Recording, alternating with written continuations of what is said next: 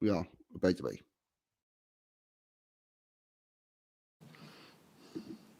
Hey, you crazy cats! 42's live streams and videos are simply not available on vinyl. You will have to go to the YouTubes for that.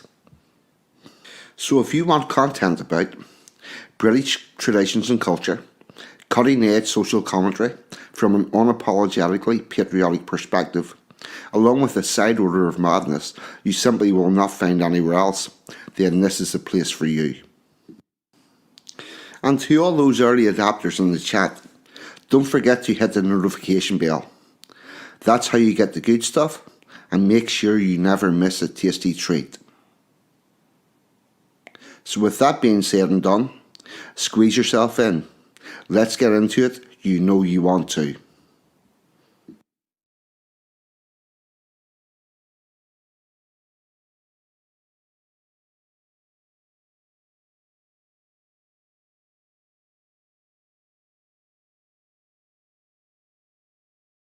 Good afternoon, good morning, good evening. Please delete as applicable because the internet is worldwide and time zones are a thing. Can I get a quick audio check, please, in the chat?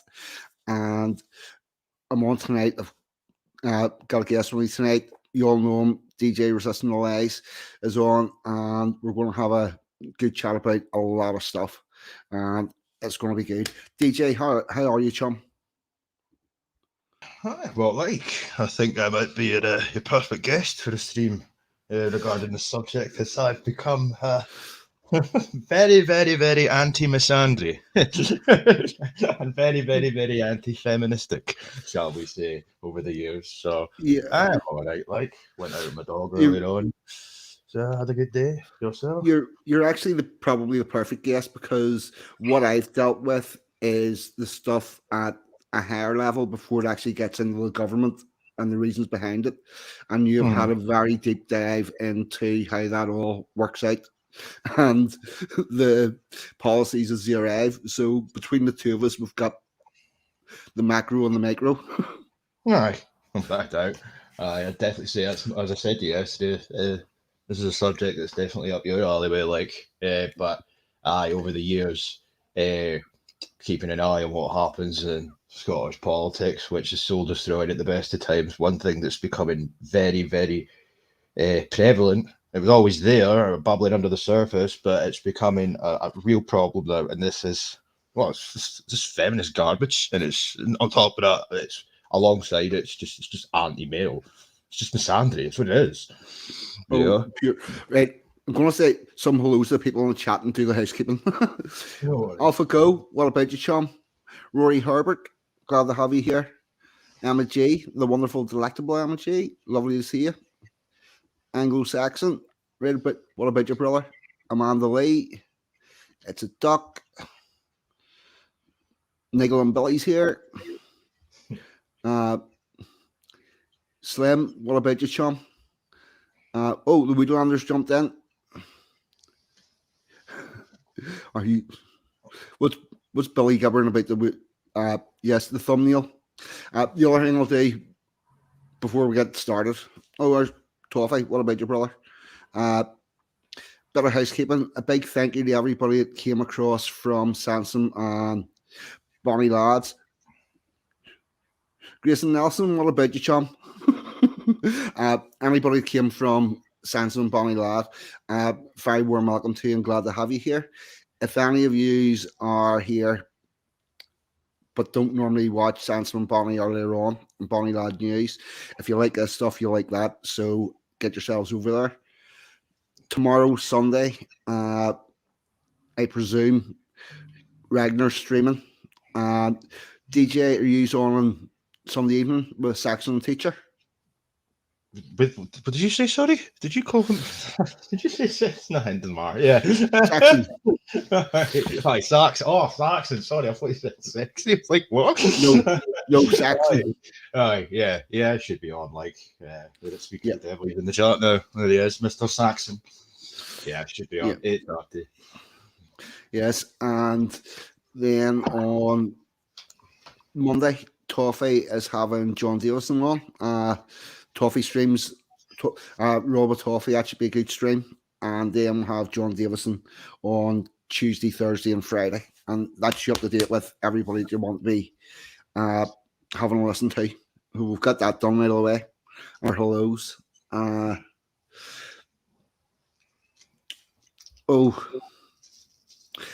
Yes, what was going to do?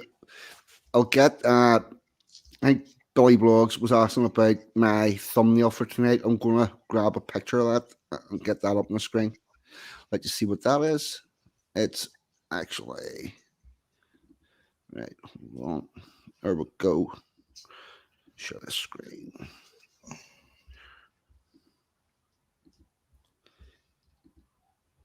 Get you a better look at that.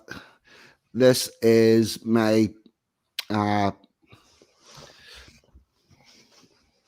ID from the International Conference on Men's Issues, Gold Coast, Australia 2017. And that big thing at the bottom says staff because was there working on the front desk. So I decided to use that for my avatar for tonight. Nice. You were even called 42 back then, eh? Yeah.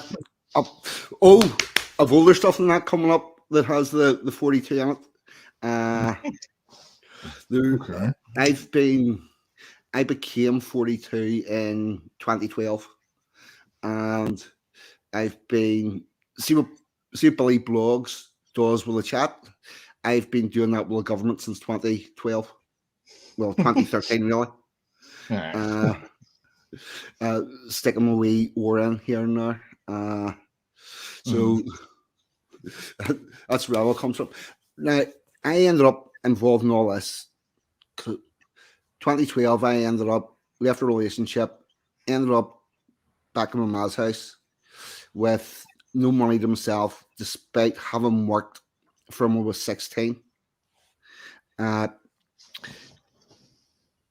still being on a job and paying for a mortgage for a house that I didn't live in. And my initial thought on that was, I know what's happened, I've slipped through the gaps in the services.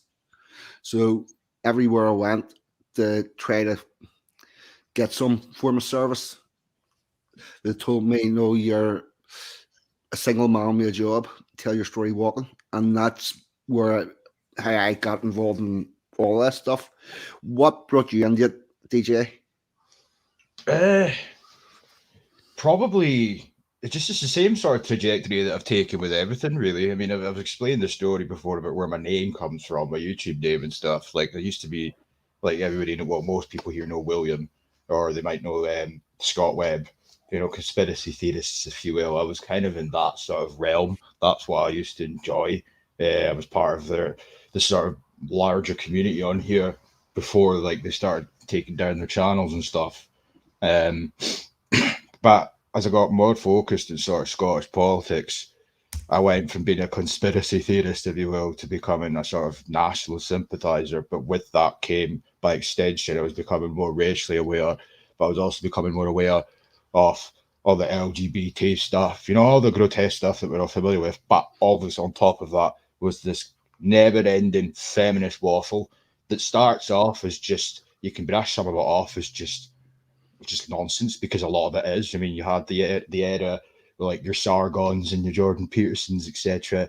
Owning the libs, owning the feminists, but this toxicity and this never-ending narrative from these feminists has got to a point now where it's influencing policy, government policy, and educational policy.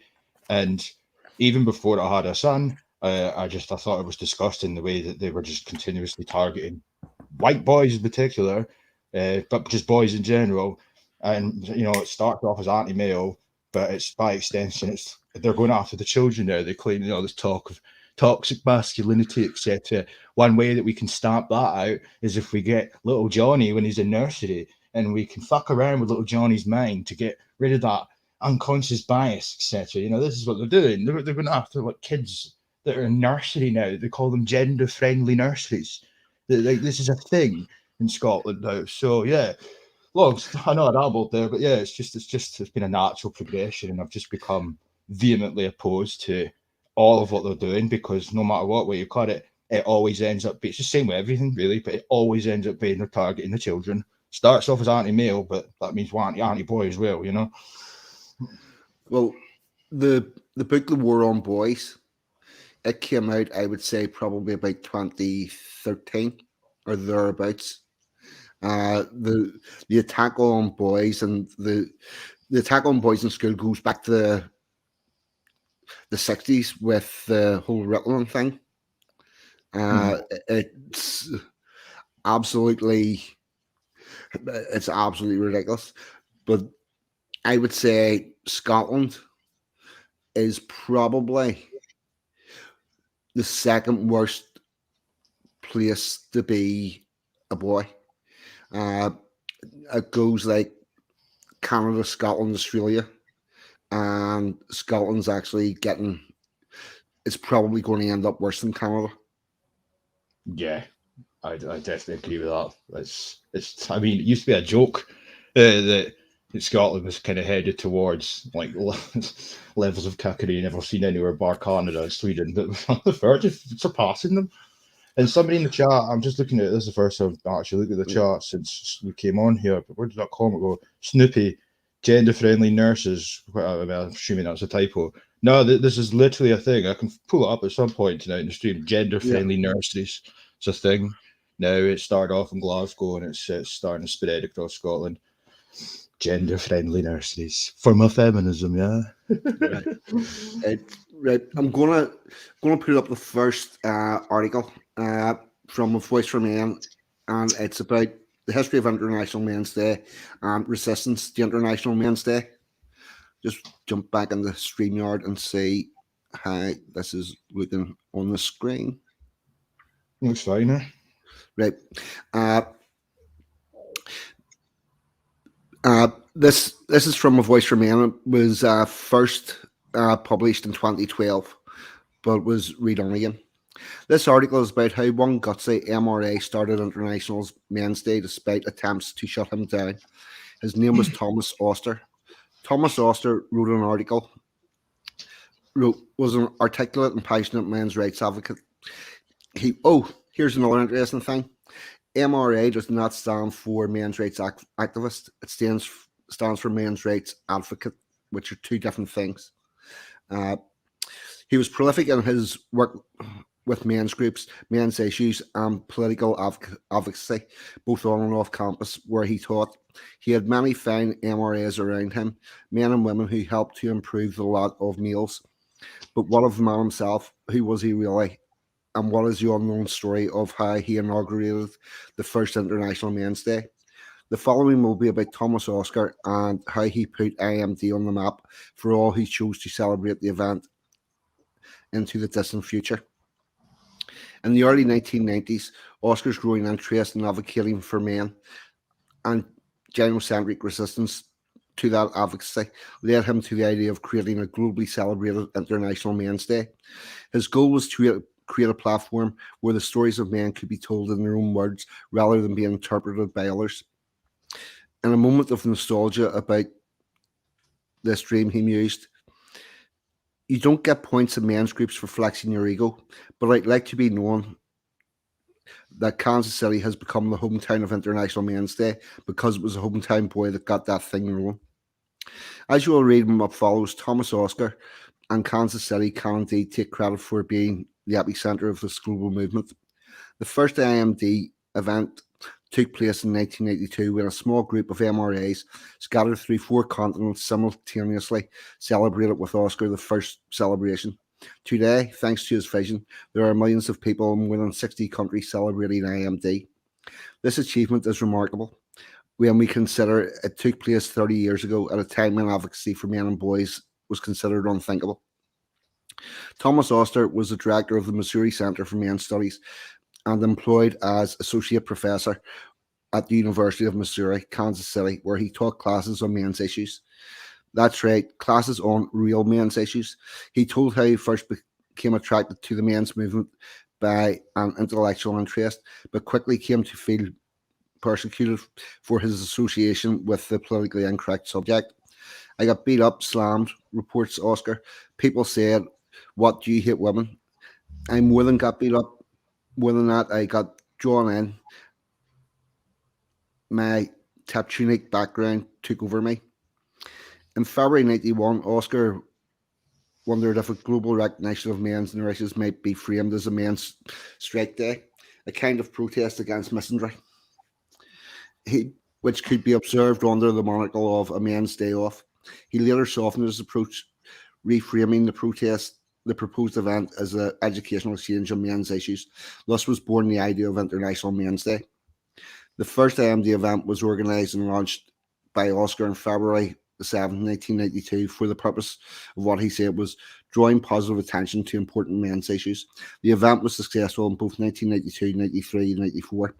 People in 4 continents celebrated the guts. The guests of various events came along to hear speakers talk on topics from the silent tragedy of men's health to men bashing and to share, talk, wine, and dine. It was a miraculous occasion. For the first time in history, people gathered at the same time in 4 continents to actually speak about such things. On that day, February 7th, men and women rejoiced that company of like-minded souls that shared the intimate stories the years had never heard before.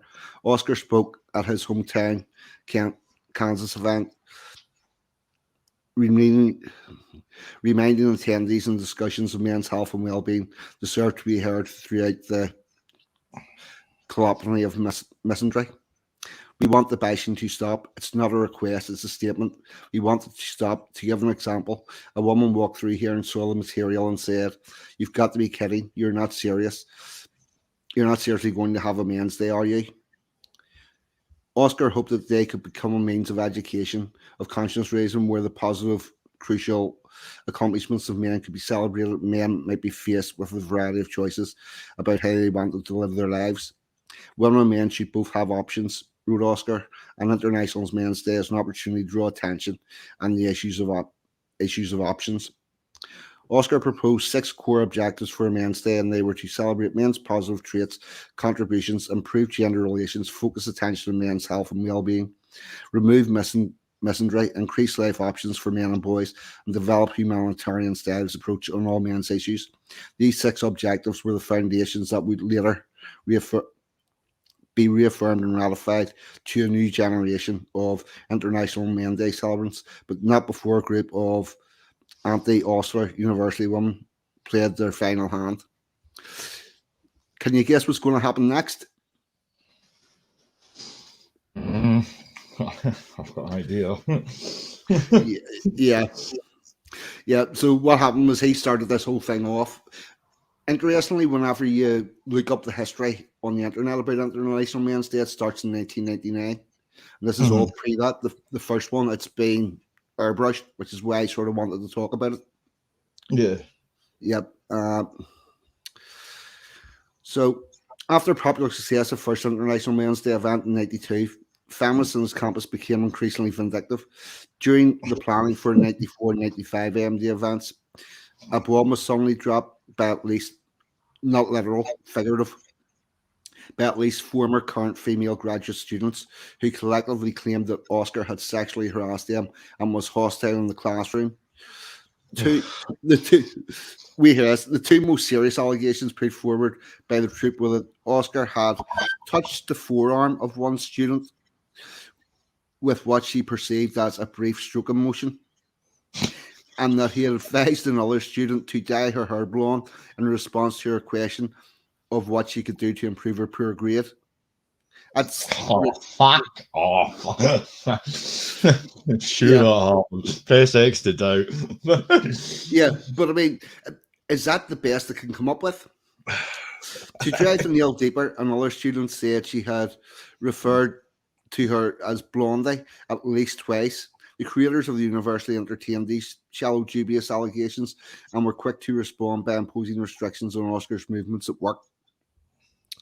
Despite these distractions, the next 2 AMD events went extremely well, with several hundred individuals in attendance. However, the 4th year, the AMD heralded the change of the weather when his antagonists decided to double down on their efforts to shut him down. In 1995, Oscar had planned to orchestrate his 4th and biggest AMD event when he increasingly became target of workplace bullying. He decided to sue the creators of the university for infringement of civil rights as a professor, claiming that he was being denied freedom of speech, salary increases, graduate teaching assistants, and the use of university facilities. Naturally, the court proceeded to take up much time and his energy and tax his ability to effectively organise and advertising the upcoming AMD event. Due to these circumstances, the next AMD event was a flop with few people turning up. After this failure and feeling drained by a complex court case, Oscar decided to defer further AMD plans and take a well-deserved rest. With precision, Thomas Oscar had been persecuted for his role in men's rights movement. Later, in 1995, Oscar won a court case against UMKC and university was forced to pay him $74,000 plus 15,000 legal fees. After settlement, Oscar resigned from his job as he felt he would no longer have the respect of his students, and he shelved his plans to continue celebrating AMD. The general interest of the event waned until 1999 when Dr. Jerome Tanaksha, a history professor at the University of West Indies, revived the event and shifted the date to November 19, the date of his father's birthday. Jerome Tanaksha continued Oscar's emphasis and highlighted the positive effects and accomplishments of men. In 2009 interview, Suki gave the nod to the work of Oscar when he stated, "I could be considered the founder of this version of AMD on November 19, but we need also to acknowledge pioneering events of the persons and groups before 1999. They are the ones to be honoured." In 2009, an international AMD committee was formed with Jerome Tashakali as chairman. The group came together to increase awareness about the event and foster growth into more nations.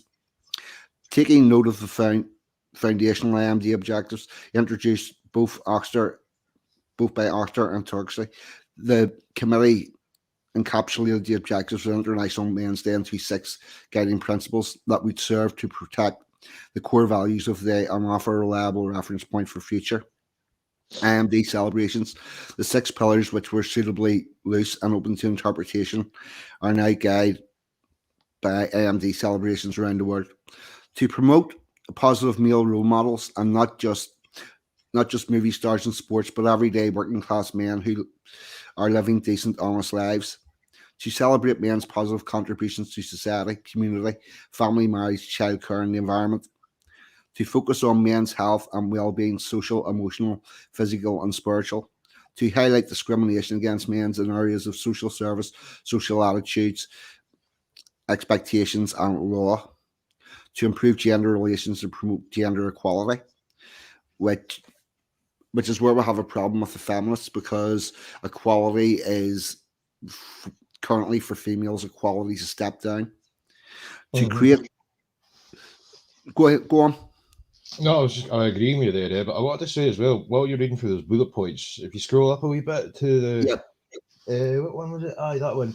To promote positive male role models, not just movie stars and sportsmen, but everyday working class men. That's actually a good point if you think about it, because quite often you hear, again, the feminist types complaining that there's no role models for girls and stuff. It's all about role models for boys. But if you think about it, there's not really any, like, there's nothing like that bullet point would suggest, really. Like, the men that we should, like, be aspiring to be, or when you're a child, it is just sports stars and shit, which is not, it's not realistic, is it, really?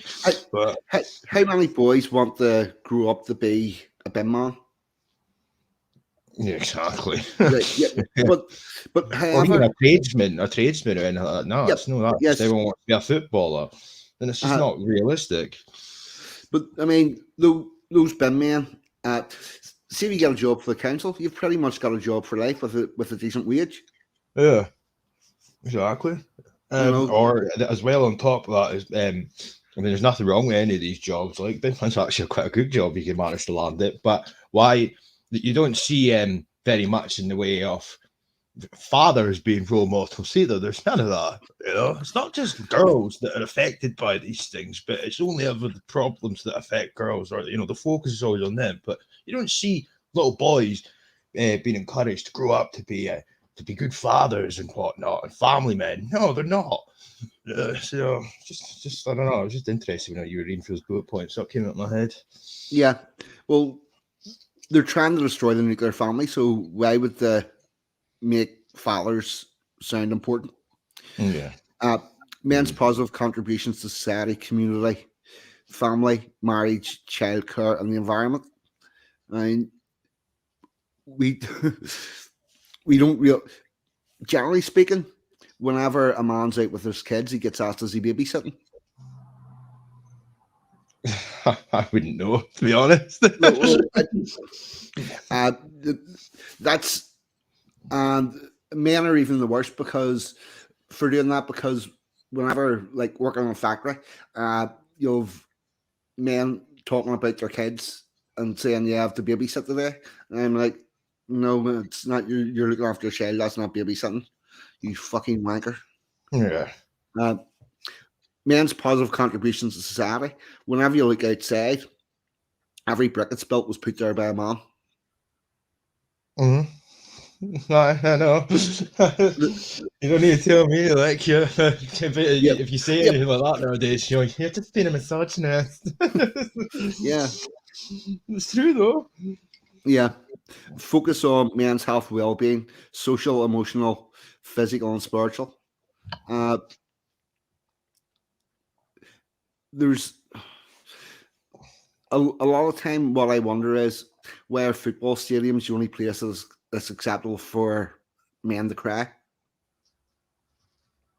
You think about how often you see in a cup final men in tears because their team's lost. Yeah. But then that's the only place it's sort of socially acceptable for them to show that. Yeah. No, it's a good point actually. But I have to. I do. This is like a sort of grey area for me though. Just I can't help but feel that there's something a bit nefarious about the encouragement that we're seeing at present, pertaining to telling boys and men it's okay to cry and stuff. I know, like I'm somebody that's got a checkered past myself, like mentally. Like I'm not meaning that in that capacity, but I'm just saying I find it weird. I don't know. The sign just doesn't sit right with me about that whole thing. The other thing is that all of our sociology is and our psychotherapy treatments were developed to work for women, and they don't really work for men. Is that right? Yeah. If you go into the counsellor's office, in the counselling room, which I've been in many, many, many times, you'll walk in and there is two comfy chairs, a table, box of tissues on it, and you sit and you look face to face with each other. And what they're looking for is you to make eye contact to show that you're engaging. Mm-hmm. Now, what's eye contact to a man? That's a challenge. Yeah, it can't be right. Right. Yeah. Right. Can you imagine being on a pub, starting to have a conversation with somebody that you've just met, and making eye contact? That doesn't work with men. What they really ought to do, if they actually want to help the guy, is put both those chairs on the one side of the table, throw down a jigsaw, start doing the jigsaw, and talk about the jigsaw for half an hour, and then maybe try to figure out the start of what's going on. Mm-hmm. Because that's how men. Point. Yes, that is a good point. Because I know myself, if I was in that situation, yeah, definitely. Yep. Yeah, that's a fantastic point. I should never thought that. That's how men talk to each other. They talk through the tools. Yeah. Yeah, fucking hell. Well, I've learned something tonight. I have something to think about. Never thought about it. You know, but that's not how our mental health system works, because it was designed for females who do communicate like that. Actually, the more I think about it, you're actually going on with it. Unprofessional. Oh, here, that's my 11 o'clock alarm. I'm a GTTSA. Right. Sorry. Uh, No worries. right. That a little bit of my personal life has just entered into the stream, but it's all good. Highlight discrimination against men in areas of social services, social attitudes, expectations in the law. Uh, men get sentenced to much larger. Men get larger sentences for the same crime than women. Yeah. Uh, social attitudes and expectations that fuck, I don't even know where you start at. Social services, as we were talking before about the sociology stuff. Uh, if men don't get social workers, you Mm, can you can rock up at a housing benefit place. You can rock up at the actual housing area. You can rock up at hospitals, and nobody's running to get you a social worker. mm, Uh, whereas most females do get a social worker if they are in need of services because the social worker is the person that can actually organise them. yeah. I've never really given that much thought, to be honest. That's a few factoids you've thrown my way already tonight, like, but no, the more I think about it, no, you're right. I'm trying to think if I know any men that are in any way involved with us. So I don't know. They know. The more I The, think about it, no, they're not the, actually. the only way they'll ever get involved with their social workers if social workers trying to make sure they don't have contact with their kids. Yeah. Aye. But other than that, actually a social worker there to organise services for them, it doesn't happen. Mm-hmm. Fucking hell, man. Just goes to show it. But yeah, we live in a patriarchy a bit, but Yeah, we do. Improve gender relations and promote gender equality. Uh, Gender equality is always a tough one because in order to get equality, there's services men are going to have to get that they don't currently get, and they're going to compete, and not even necessarily for the amount of resources, but if you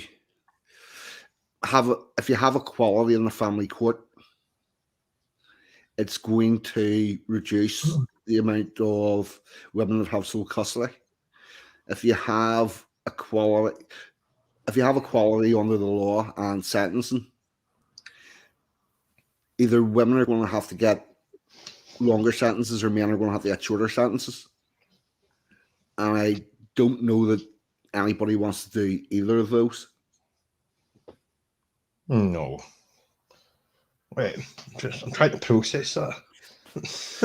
Yeah.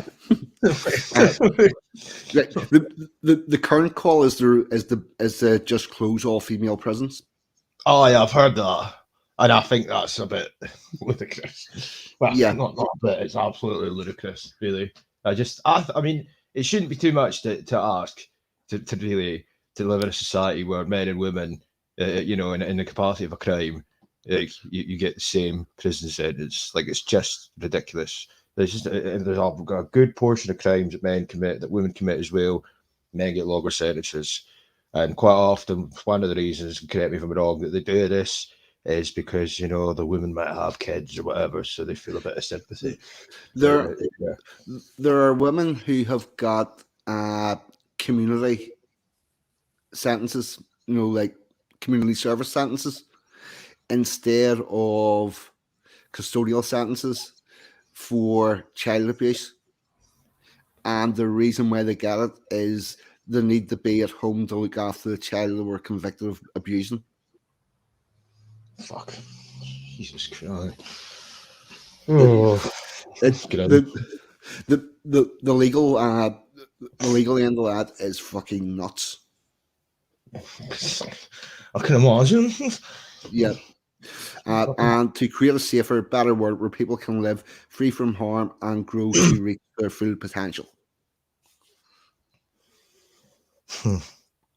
It's Full potential. Well, I mean, you just need to yeah, look at the education system.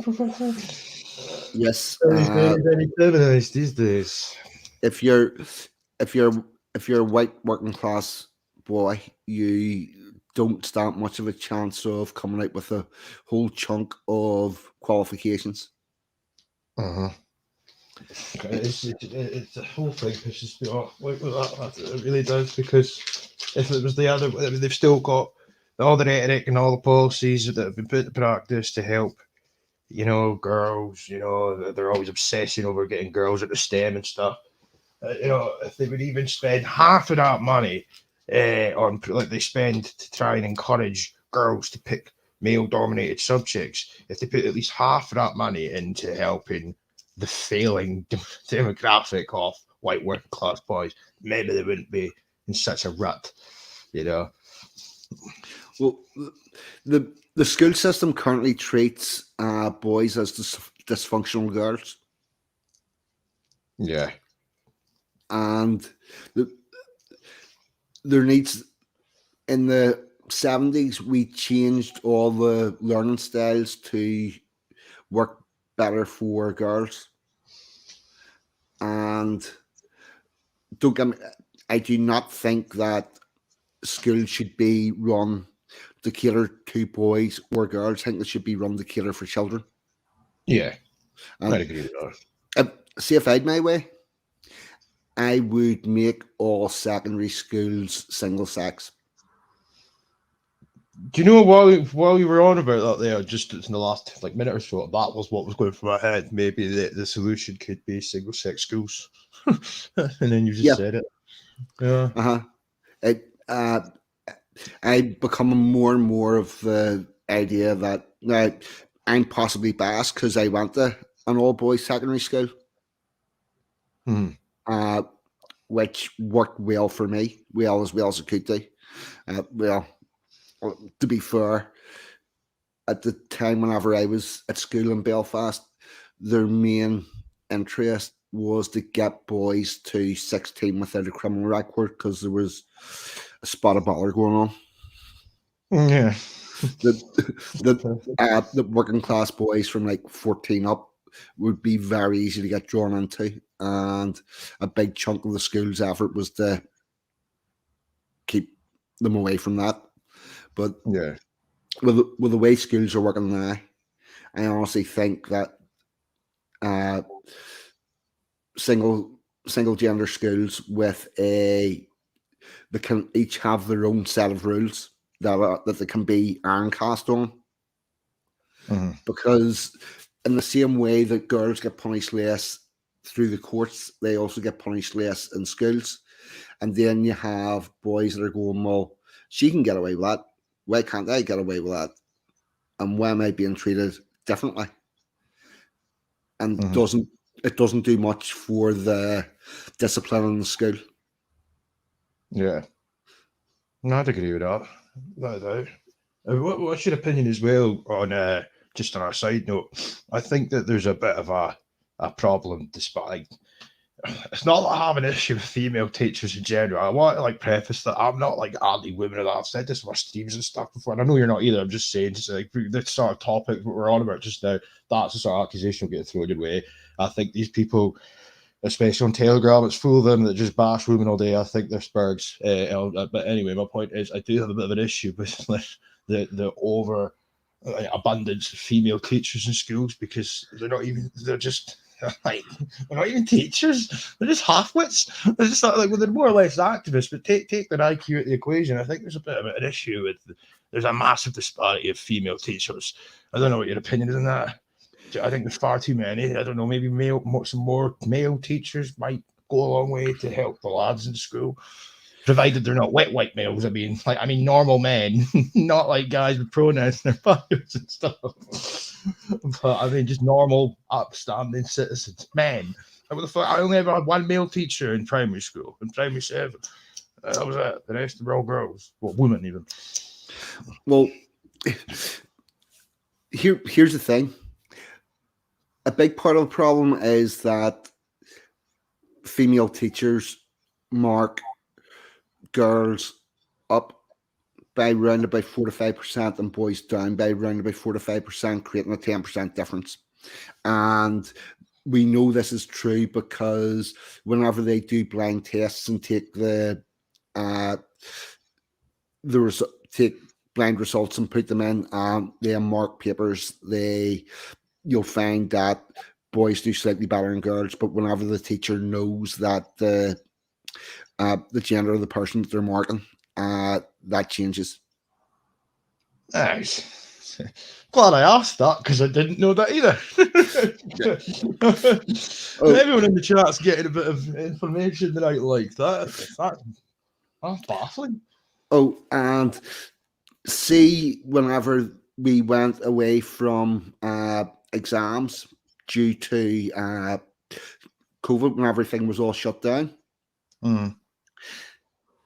they were very quick to say, "Don't worry, we will make sure that girls do better in exams."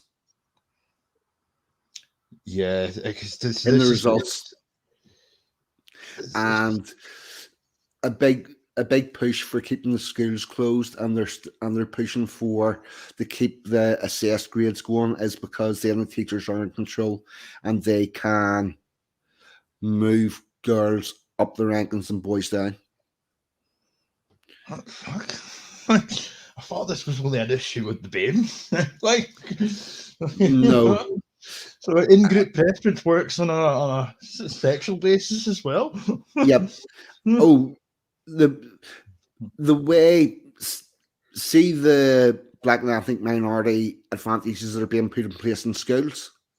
Yeah. All they did was take what was already being done for girls and extend that to the other groups.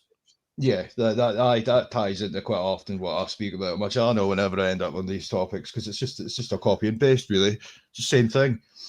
Yeah, absolutely the same thing. All the rhetoric that the sort of anti-racist quote unquote types spew out is exactly the same as what the feminists say. It's just to take out black or racist and replace it with female and misogyny or whatever.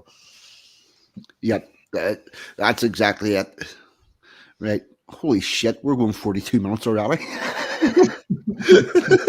42 minutes with 42. Yep, right. That's pretty much the history of International Men's Day. I'm going to leave that at that and move on, I think. There's a bit more in this article, but it just sort of, we've covered the key thing. And we've got as far as the 5 points. The only other really interesting thing is there's no actual set way of hold on. Actually, yes. Thomas Otter said this: there is no such thing as a unified men's movement. The phenomenon involved a comprised variety of sub-movements and even other analogies and other issues concerning which there are far left, far right, and middle of the road orientations. There is yet to be a more fundamental point which can be made about the value of respect for all men as human beings. A day of respect should go beyond the current social activities referred to as men's movement. This is true because the men's movement itself goes beyond the men's movement. The men's movement, more fundamentally, is a turning of the human psyche and the articulation of this turning through the male voice. Paul Allen, founder of Voice for Men, said, continuing to buy into the false unity of a non-existent entity will only slow us down. I have always taken care, and still do, to point out that AVFM is not synonymous with the men's movement. And after mulling this over one more time with thousands, I'm really glad that I have taken this approach. I don't know what the men's movement is. In all honesty, I don't even know that it exists. And that is sort of, it's a acceptance to, there are lots of different people that are trying to do stuff to help men and boys. Some of them are doing it for self-serving reasons. Some of them actually want to change. And whenever people talk about the men's movement and all, it's very contorted, to say the least. You know, there isn't Do you know the way when with left with people on the left, with feminists and stuff? Right. Whenever you've got one opinion, you can know all of their opinions. Yeah. Whereas on the right, it's pretty much the same with the men's rights movement. Uh, the only thing, yeah, there are issues that we all talk about, but we have a lot of different ways that we want to go about it. So that is trying to think the best way to go about this. Yes, that's November 19th, uh, International Men's Day, and that the history of it, sort of what it is, and now we're going to have a wee quick look at what the United Nations do with November the 19th, which is actually quite interesting. Uh, right, present, share screen, share screen. UN Women brought this in. This is what they do with November the 19th. Where are we? World Toilet What Day. the fuck? Right. Oh, here's a really interesting thing. See if you want to get, say, Belfast, no, not Belfast City Hall, it's a bad example. Let's see, Houses of Parliament. You know the way that would get lit, or use of Edinburgh Castle, places so lit up a certain colour for different events. Yeah. The criteria for that, the first thing on the criteria is that they be recognised by the United Nations. I did not know that. Oh, that see this is where my experience comes in, because I was trying to get all sorts of stuff turned blue. One being Stormont or Parliament, but you can't do that because the United Nations don't recognise International Men's Day. They instead, uh, Sure, they instead went with this World Toilet Day. November 19 was designated World Toilet Day by the United Nations General Assembly and is coordinated every year by a partnership between UN Water, governments around the world, and today. So we talk about one of the innovation that's kept hidden behind closed doors and undeniably important. So if you like an ode to the commode, read ahead. Jack Slim, a philanthropist in Singapore who founded World Toilet Organization on November 19th, 2001. Timing, that's quite interesting. It was as soon as International Men's Day started to take off and get into proper parlance, the United Nations jumped in and called it World Toilet Day. Subsequently declaring the day World Toilet Day, the World Toilet Day choose as opposed to World Sanitation Day for ease of public messaging through toilets are only the first stage of sanitising apparatus. World Toilet Day was made to spread and increase public awareness of the broader sanitation systems, such as wastewater treatment, stormwater management, hand washing. Goal 6 of the UN Sustainable Development Goals calls for right. You see how this all starts to fit together? Yeah. Adequate sanitation, which includes a system ensuring the waste is safely processed. Their efforts call attention to sanitation crisis, strengthening 2010 when the right to water and sanitation was officially declared a human right by the UN. In 2013, significant effort between the government of Singapore and the World Toilet Organization led to Singapore's first UN resolution called Sanitation for All. This resolution was called for a collective action to end the world sanitized crisis. As a result, World Toilet Day was declared an official UN day, and the resolution was adopted by 122 countries at the 67th session of the UN General Assembly in New York during World Toilet Day 2015. They've actually cleaned up the wording of this, by the way. United Nations Secretary blah blah blah. Advocate action to new efforts to provide access to sanitation fit for all, reminding everyone of call to action sanitation, which was launched in 2013, aimed to end open defecation by 2025. Oh, what? Oh, what? I don't know if that's got anything to do with. There was a video I watched a while ago Right. of Mark collecting a stream, but they played a video. This was last year. He played a video though of the United Nations, and they'd funded some advert to tell Indians to stop doing shite on the stream. Right. Oh no, it's more insidious than this. The original wording made it a bit more clear. We it said about we have chosen November the 19th as a day to end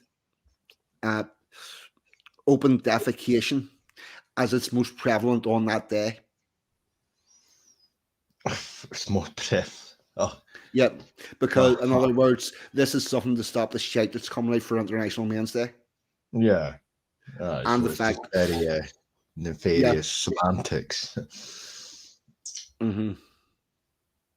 Wow, I did not know that. I didn't even know there was such a thing as World Toilet Day, to be honest. What got quite funny was they made a big thing about it in 2017 about all these people that were at work and didn't have access to a toilet. Mm. Do you know who they mainly turned out to be? Truckers. Truckers. Yep. Because if you're traveling from one place to another, you don't have access to a toilet. Right. Yeah. Which were men. Mm. And second was, as you know well, building sites. Yeah. Lovely place. Which is indeed. Wow. Fucking hell, man. Let's just not go there. Yeah. Right. Yeah. That's not many worse places I could think of than a building site. So.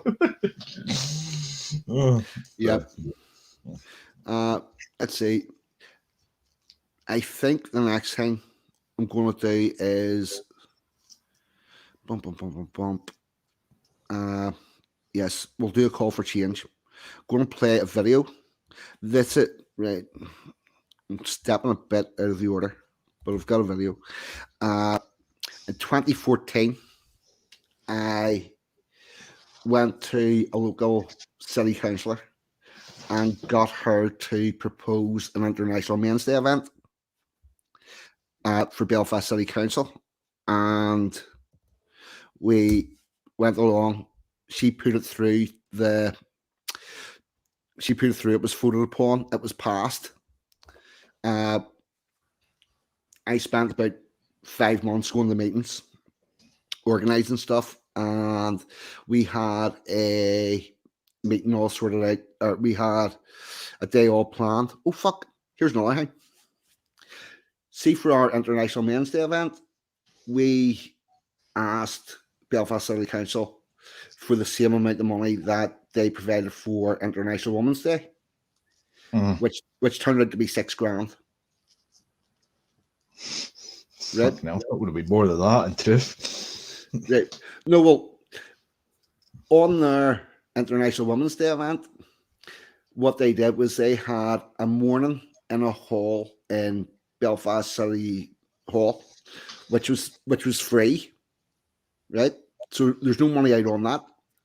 And all they did was put out chairs, had 4 speakers come in and speak to the crowd, and then everybody went home. Now, with our $6,000, we put on a full day event. We provided a buffet breakfast. We provided a lunch. There was no speakers fees, apart from the people from November wanted a donation. It was a very small, but there was no speaker fees. And we were trying to figure out how International Women's Day cost $6,000, where it went to. It turns out that was 4 people with 1,500 quid speakers fee each. So it's almost as if they're just kind of going through the motions. Like, yeah. It's a grift. Yeah. Right. Oh, there's Well, no doubt.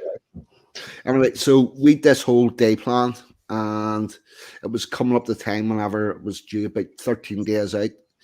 I had a meeting with the town lawyer for Belfast City Council, the chief executive of Belfast City Council, the two people who were involved in running it, and the councillor that had put it all forward for me, and was told that my stuff, Men's Human Rights Ireland stuff, and the stuff I was getting from A Voice for Men, which had all previously been federal and says, yes, that's okay, that's good to go. They were told, yeah, no, that's all just coming out of the event. It's not going to happen now. Now, they Yeah. still had the, because Belfast Feminist Network had threw a bit of a wobbly. What a shock. Yep. And uh, so now, to be fair, all the issues that I wanted covered, domestic abuse, suicide, men's health, all that stuff, all got covered because I'd figured, I thought it was all going too well.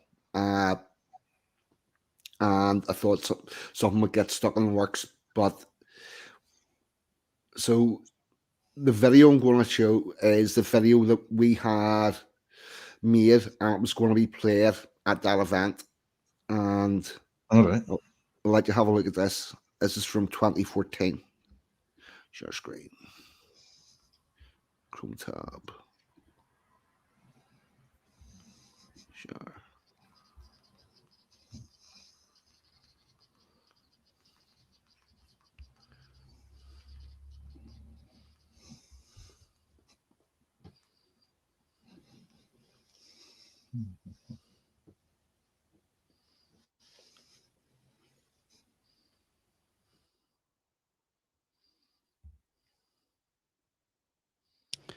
They say men don't talk about their problems. They say men bottle it all up. They say this is down to some macho code and manliness that ignores hurt and pain. We say they are wrong. We say the problem is no one has been listening. In 1886, Ernest Bedford Bax of England wrote his first major commentary on genocentrism and misandry. The 1890s seen the formation of the New York Alumni Club, a group of men that asked for access to children and that payments to an ex-wife be set at a rate that did not render these men homeless.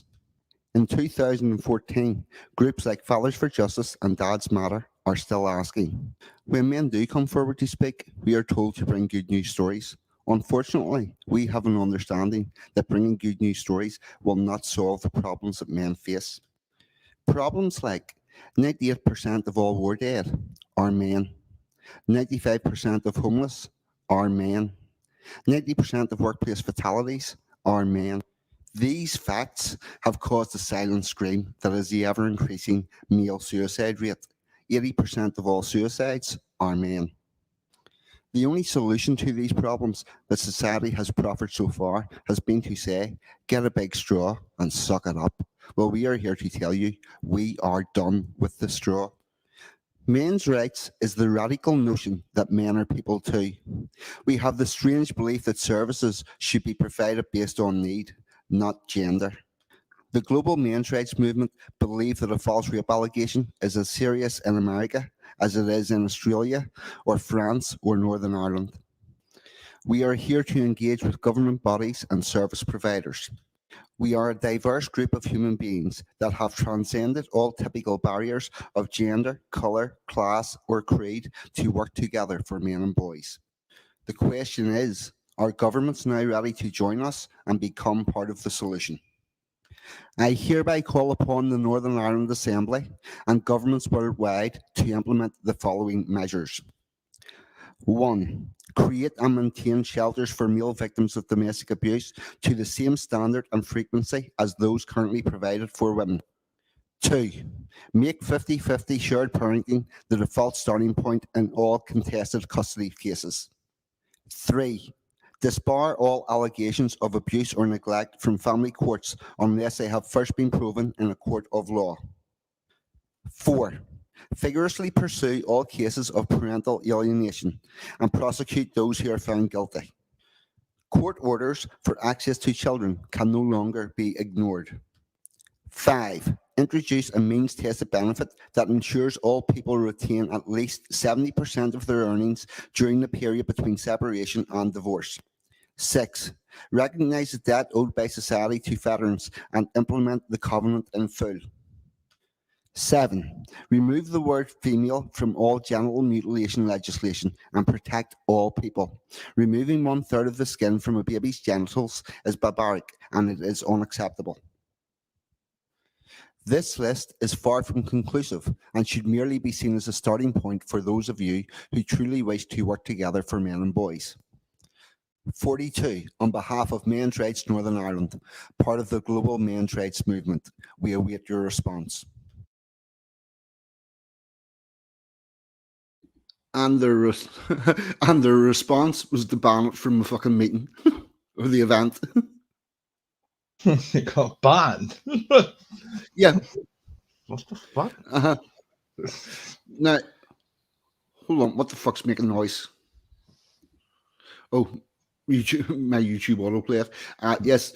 Now, it had been previously agreed that was the reason why I put it on a video was I wanted them to be able to look at it and know exactly what was going to happen. Blah blah blah. And I had showed them the file, and they were like, "Yes, that's okay. We can have that at your International Men's Day event. That's all good." And then Belfast Feminist Network kicked up about myself, Men's Rights Northern Ireland, and A Voice for Men, and all that stuff got removed. I mean, it does not surprise me at all. It really doesn't. I mean, pretty much everything that you said in that video at some point, I've said myself, and that's not because like I'm a massive follower of like men's rights groups and that, but these are just the sort of natural conclusions I've come to myself. You know what I mean? So like, it's not like you're saying anything out of turn, but yeah, yeah. That Belfast Feminist Network got that removed from the event. What a shock. I'm not surprised. Really not. Nothing shocks me with these. I was going to be nasty there, but I better not be misogynist. Wow. No, it wasn't just because of that. It was everything. They didn't like anything at all. Apparently, I'm a foul misogynist. Well, of course you are. Yeah.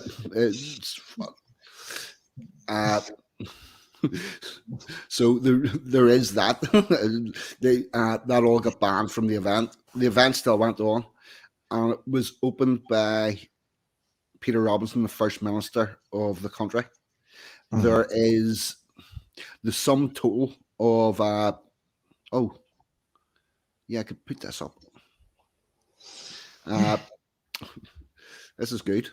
StreamYards. Present. Share screen. It's a window, that one. There we go. There is Belfast City Hall turned blue in all its glory for International Men's Day. Back in that was in 2014 and 2015. We got Belfast City Hall turned blue for International Men's Day, and we got events there. And in 2016, they nothing to do with International Men's Day. They just changed the policy, and they made a decision that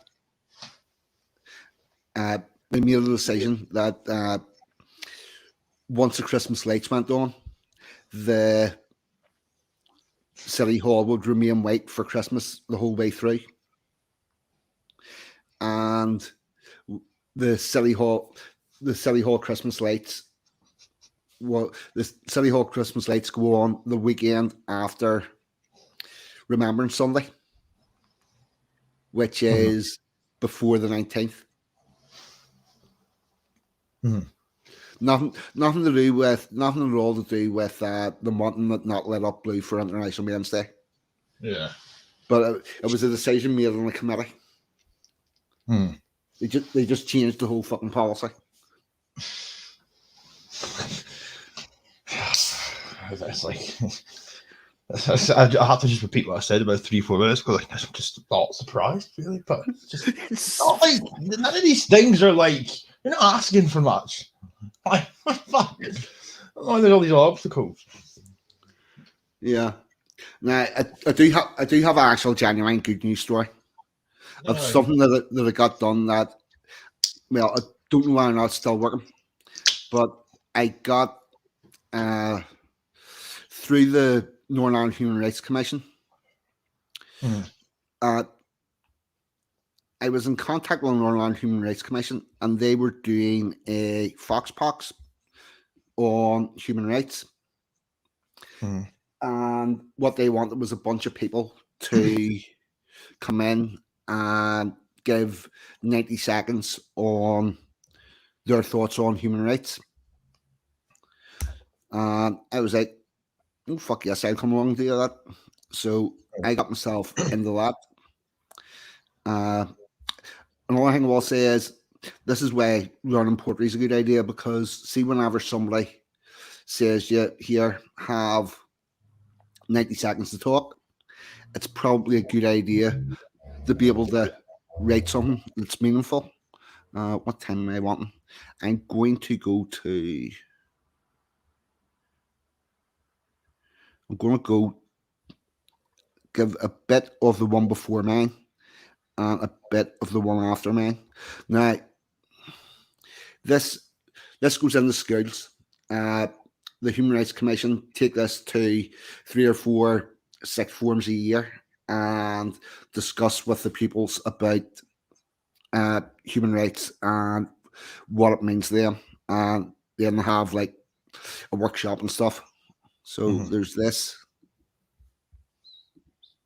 Oh. Billy's comment's still up on your screen, by the way. Just, Yep.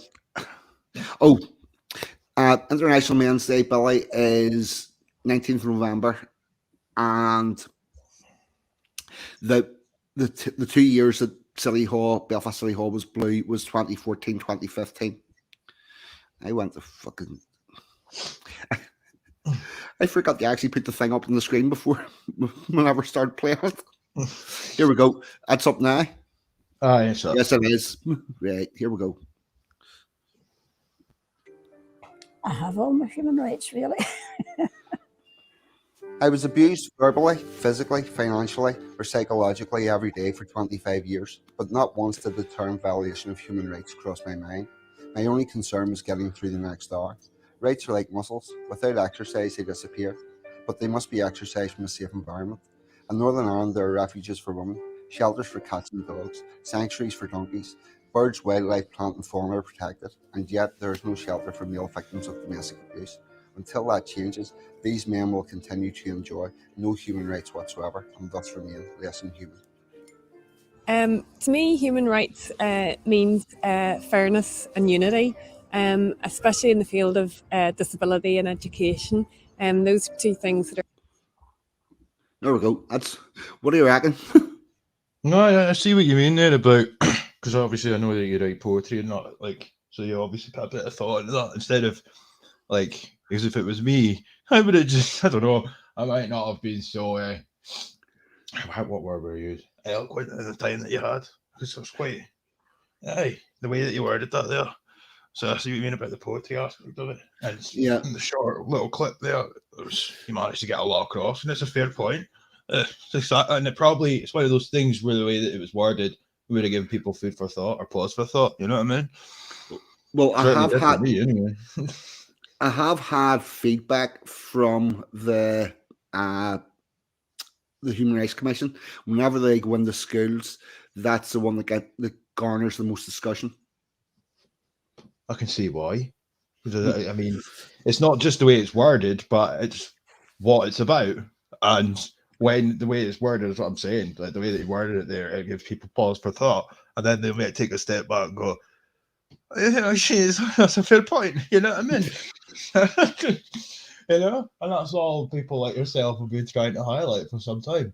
I mean, as I say, I've seen that myself over the years. I've just came to these conclusions myself, but there's people like yourself that've done a lot you'd have actually acted upon it or attempted to. You know, I just don't understand why it's not more commonly a lot of these issues. Some of the things that were highlighted earlier on as well, like suicidality and stuff, and like all the homelessness, etc. These are like things that are not they're not secrets. They are facts that are very easily accessible, but yet they're just not in the public's consciousness. You know. There is a movement dedicated to making sure that it's kept quiet. It's called feminism. yeah, that is exactly it. Yeah, that's why I fucking hate them. Yeah. What else did I want to talk about? Yes. Right. What's happening in Scotland with the education? Oh well, there's so much stuff. Like the education's getting worse there, but I mean, I'll share my screen, and I don't have any funky tabs open this time. The gender-friendly nursery thing. Yes. That's. I'll show you this now. Share screen. Where are we? Share audio. Fuck it, why not? Aye. So. Let me see. Aye, just whenever you're ready, I'll fire it up. Like. Right. Oh fuck yes. I was taking a drink there and I haven't seen it arrive. Anyways. Aye, so this is this here. So Generation Equal Scot, the gender friendly nurseries. So this is a new thing that's taking place. It started off just really in Glasgow, but it's now starting to spread. And something else that's even more nefarious, which I'll say in a second, but the gender friendly nursery was delivered as a pilot program in Northeast Glasgow from October 2016 to 2018 and is now being rolled out across early years provision in Glasgow City. The program was developed and delivered by Northeast Improvement staff with support and advice of national organisations with an interest in improving gender equality.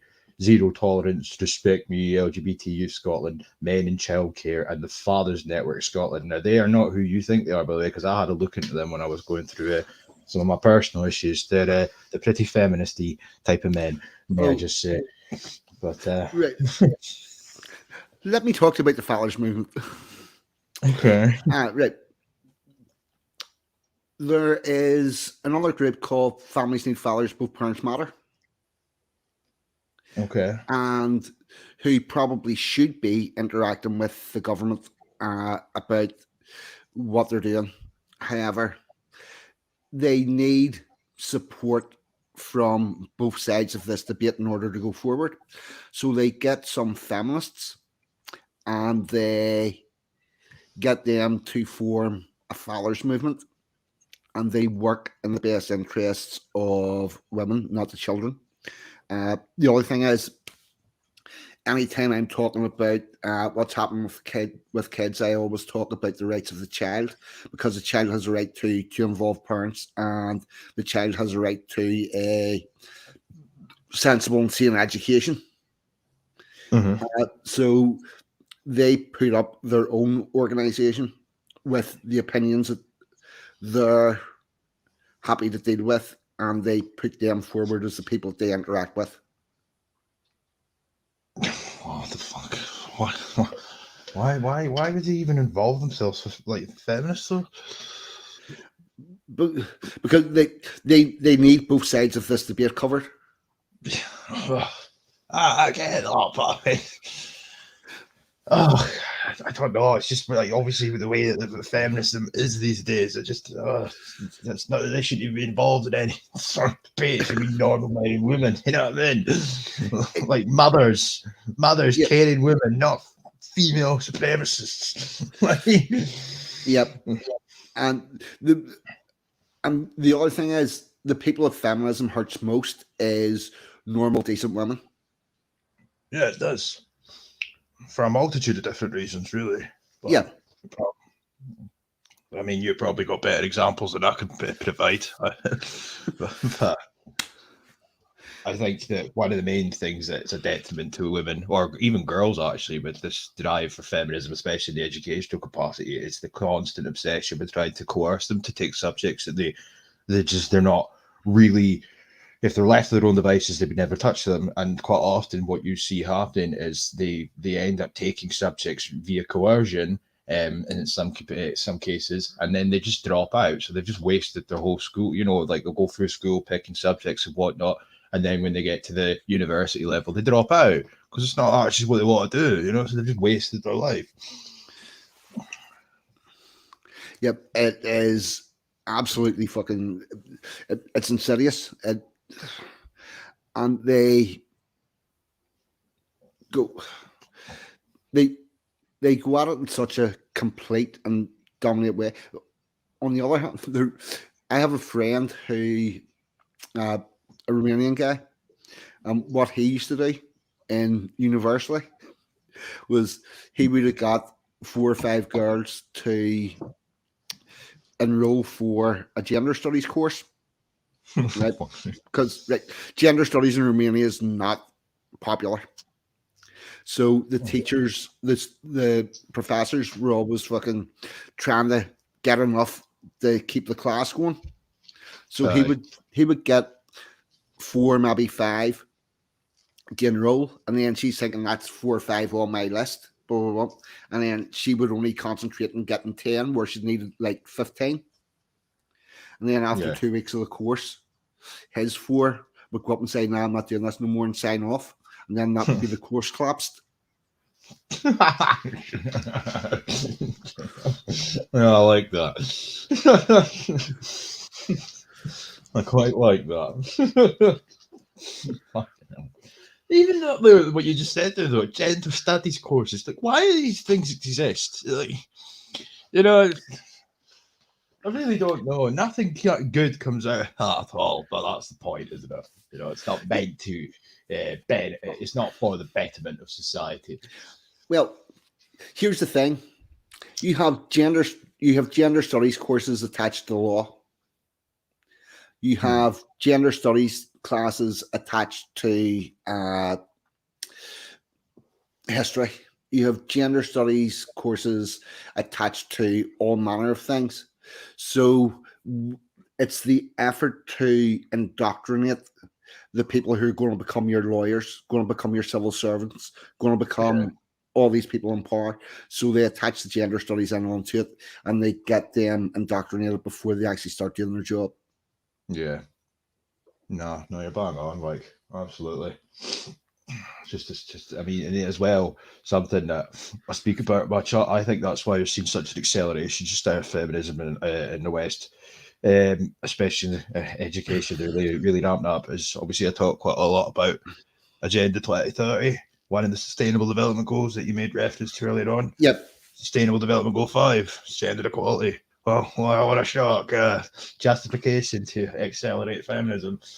But it's getting bad, especially this stuff here. I just want because there's a few tabs I've got here. I won't ramble on for too long on it, but just this was one of the first things that came out that I started covering a few years ago, paying attention to it because I think it's absolutely grotesque, really. But the main aim of this project is to work with early years establishments to examine all aspects of nursery life and practice to ensure that children and staff are not in any way limited because of gender or gender stereotyping.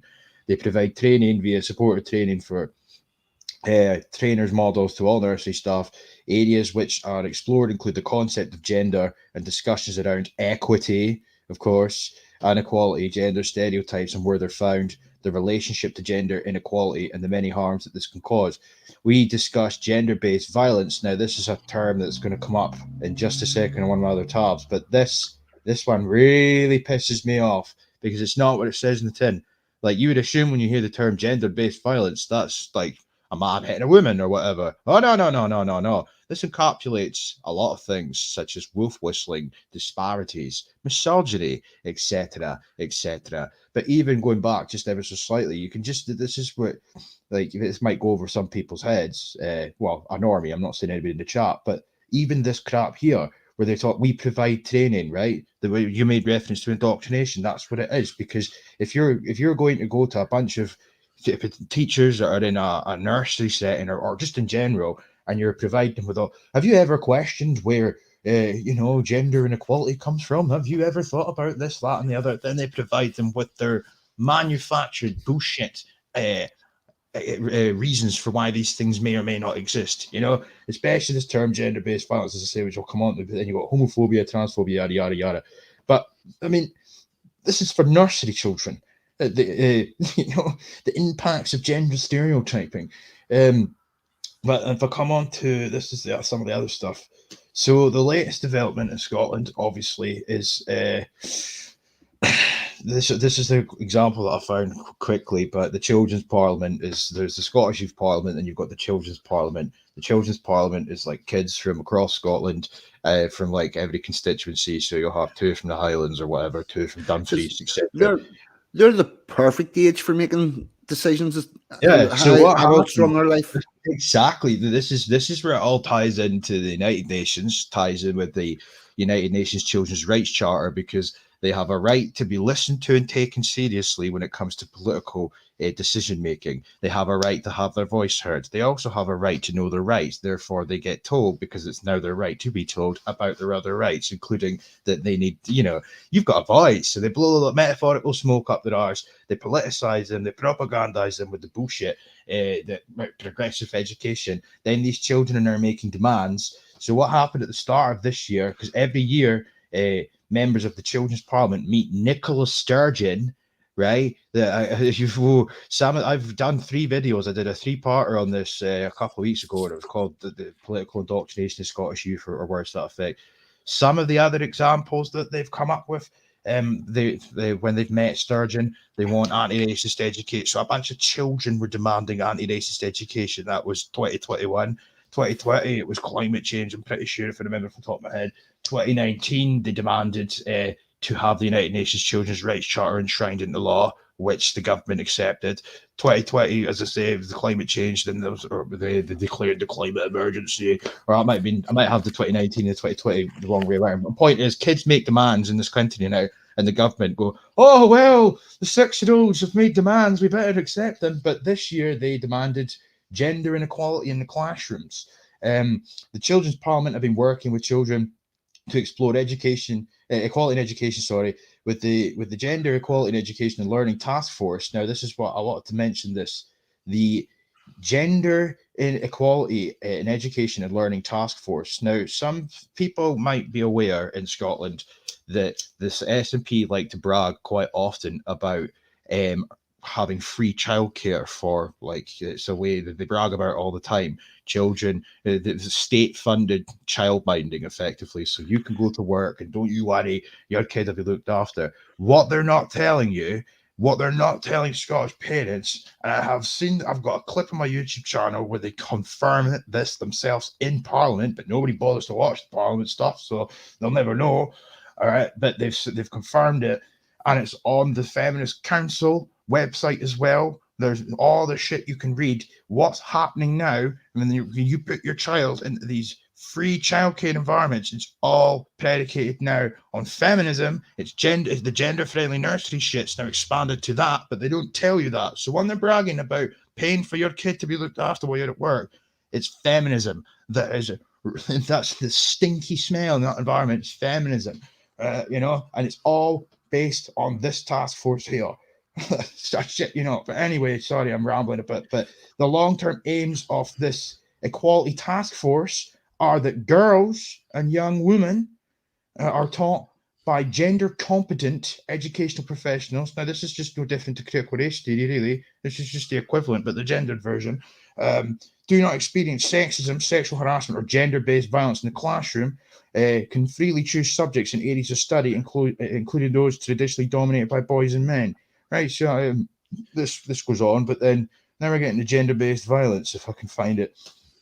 I've got so many tabs open here. Violence against women and girls with the equally safe strategy. This is a new concept. Oh yeah, here we go. So the equally safe strategy. This is this massive feminist drive that's been going on for a few years in Scotland, but they define gender-based violence here. And here's that lassie from the United Nations, Ban Ki-moon. There is one universal truth applicable to all countries, cultures, and communities. Violence against women is never acceptable, never excusable, never tolerable. But what are we talking about when we're about violence against women? Well, they say gender-based violence is a function of gender inequality. and an abuse of male power and privilege.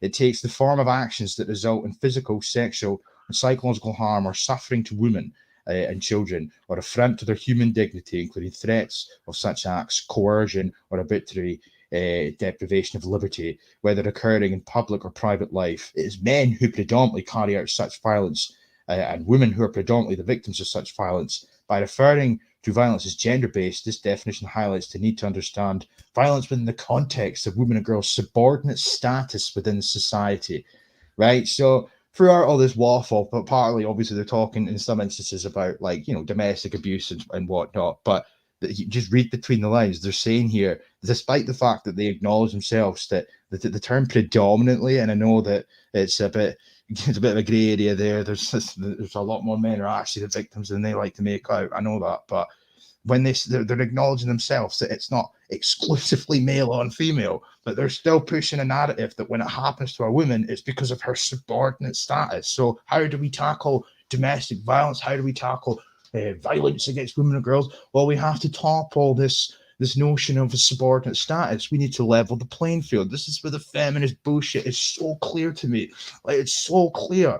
By referring to violence, as I say, in the context of women and girls' subordinate status in society, such violence cannot be understood, therefore, in isolation from the norms, social structure, and gender roles within the community, which greatly influence women's vulnerability. So this goes on and on and on and on, but I won't waffle too much more. But we've got the misogyny and criminal justice working group. I know, but this one.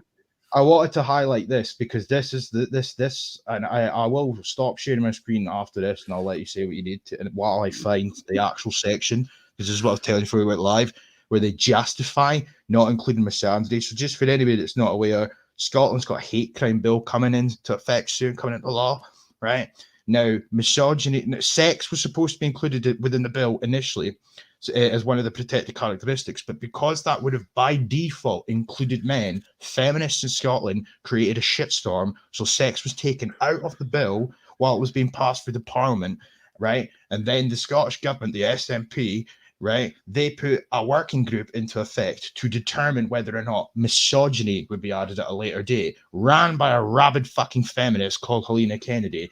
Fast forward several months, this groundbreaking report comes into effect, which, by the way, may I just say, came out at the exact same time that the little children were making demands in our parliament, to our government. Very convenient. Anyway, so this bill justifies why misandry is not being included within the bill, and it redefines misogyny to the most retarded definition I've seen to encompass pretty much everything you can think of, because mark inequality. So I will stop sharing now while I find these definitions. But yeah, this is the latest in Scotland.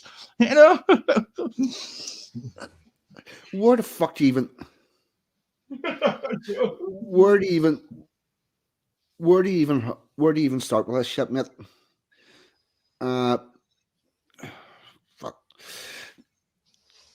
There's a lot has came from the Istanbul Convention, and there's a bit of it that they have the hate crime stuff. They have invented that after,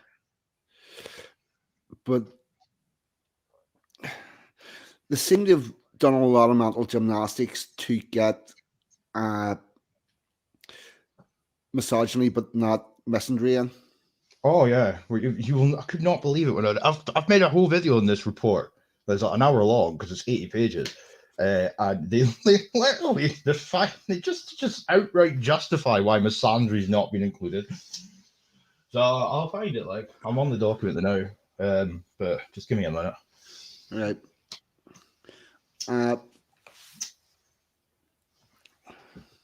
Right. While you're doing that,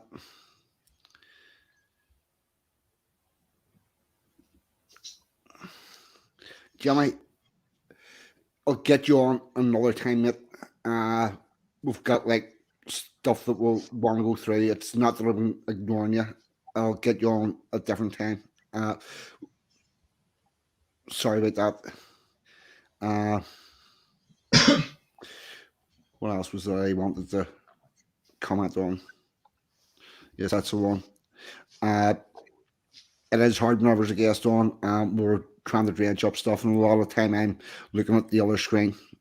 But sorry about that, chum. There was another one. Trans kids don't actually exist. They're just having these decisions made for them by, yeah, it's the same as the vegan dogs. It is. They're being brainwashed into it.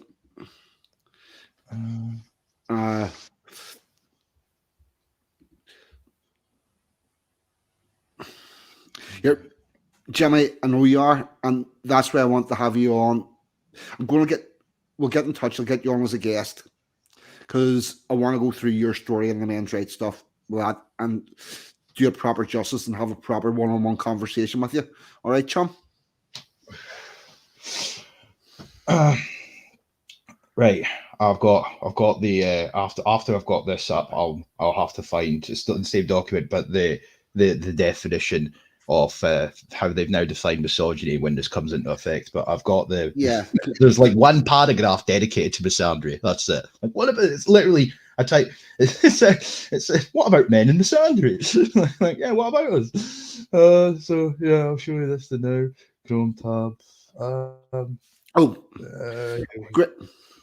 Grayson, you mentioned Lucien Van Zandt earlier on. It's Lucien that did the thing with getting the gender studies class closed with by getting people to join up and then leave.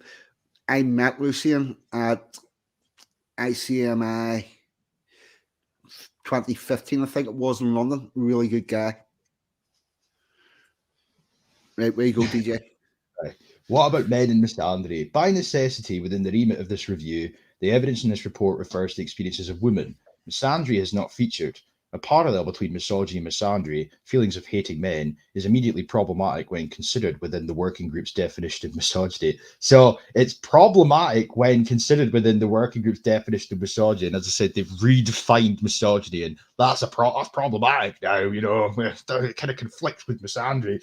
Of course, there are instances of men being abused or harassed, but it's difficult to reverse the logic of the misogyny definition and to interpret abuse or harassment harassment of men as upholding the primary status of women, a sense of female entitlement, and a subordination of men. You see, this is what I was saying, like when I was last sharing my screen, this crap about power imbalances and subordination, etc. So they've redefined misogyny, and as I say, I will get their actual definition so people can see it. But because they've redefined misogyny from what it once initially meant, like they can get away with justifying not including misandry, you know.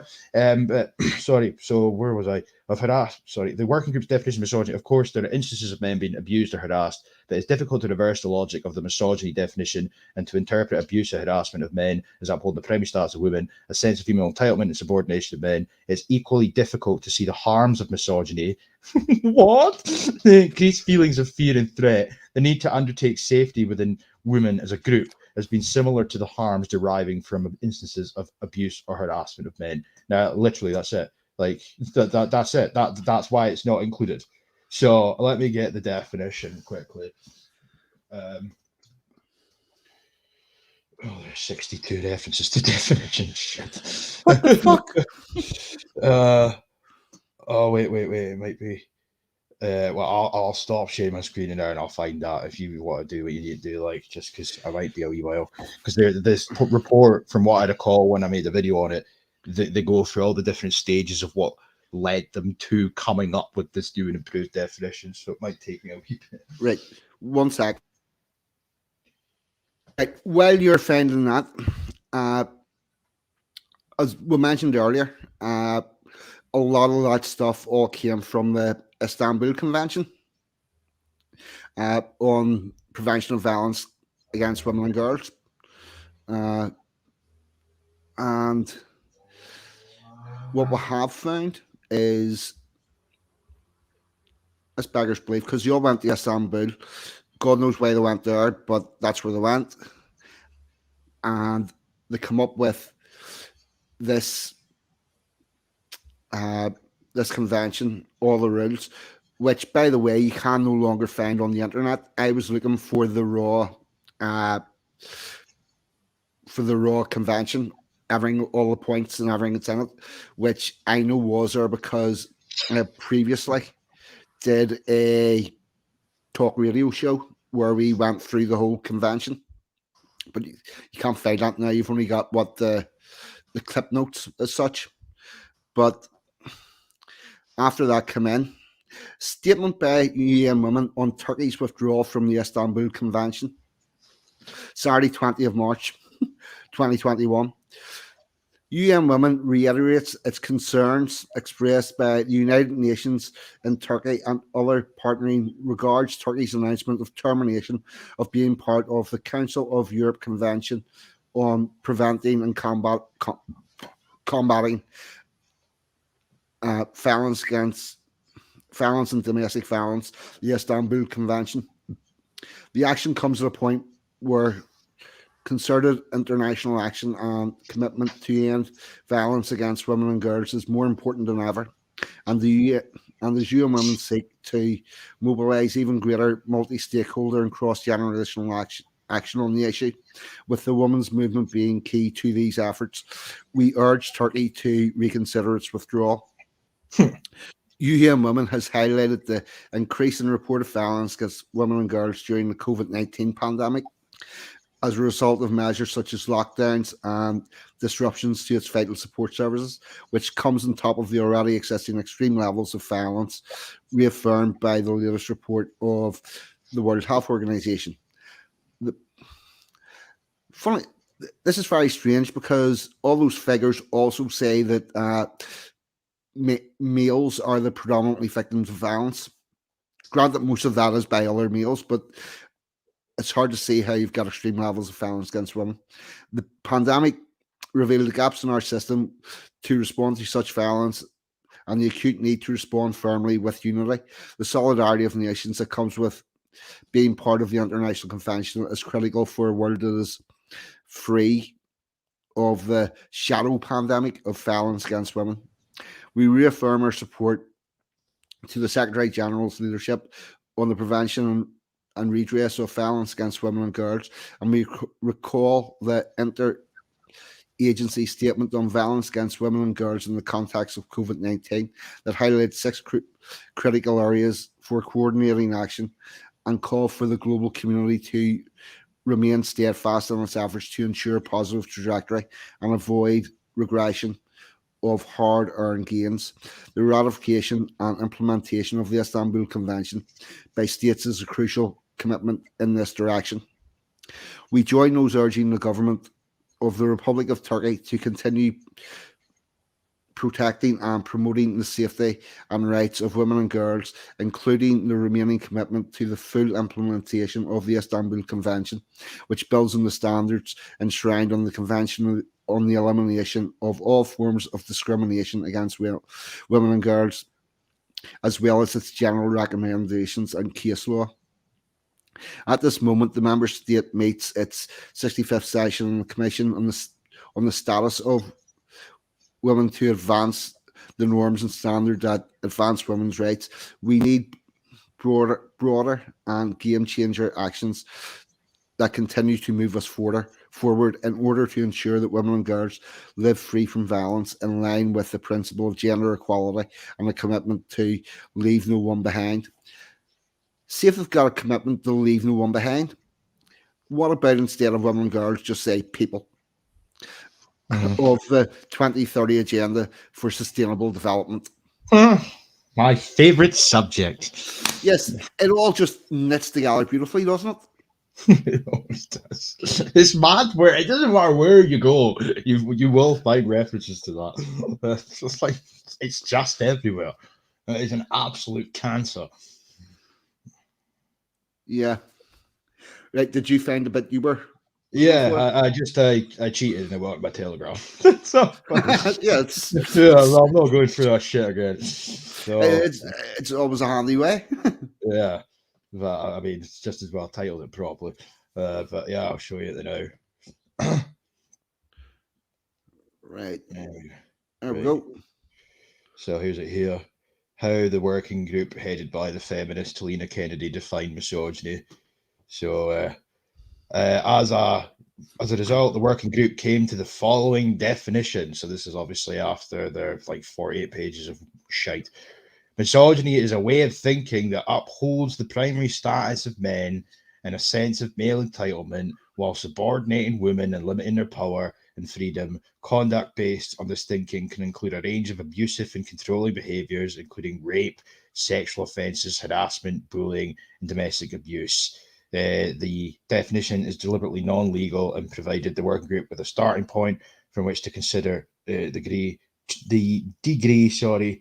can't see that bit because I'm a fucking the word, but whatever. But then it says here the definition makes it clear that misogyny is not about seeking to exclude women from society.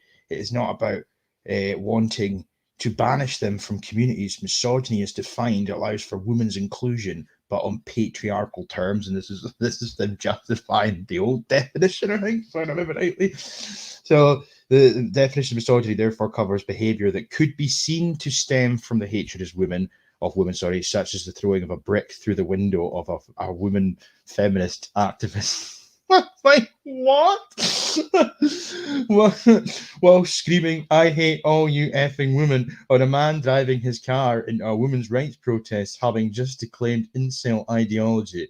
But just as importantly, it covers behavior that stems from the feeling of entitlement to, amongst other things, attention, goods, money, opportunity, care, love, and sex from women. It covers behavior that acts to limit the power and freedom. Whoa. See that bit of the entitlement? Yeah. Go through that again. That's out of Duluth. But just as importantly, it covers behavior that stems from a feeling of entitlement to, amongst other things, attention, goods, money, opportunity, care, love, and sex from women. Right. That comes from the Duluth model of prevention of domestic abuse. A study that was done in the town of Duluth on 5 people, 3 female victims and 2 male perpetrators. And from that, it has got its way into fucking everything. Jesus, I didn't know that at all. I mean, they don't make any reference to that in they make out that this was all them. Like, yeah, what they do, it's like they're making a pizza, and they pluck a bit out of here, and a bit out of here, and a bit out of here, but they don't say where it's coming from, because most of the places that it's coming from has been, what's that word, debunked, or because that Duluth thing, they done a study on 5 people, and from that they garnered how everybody in the world behaves. Mm-hmm. And the reason why they behave that way,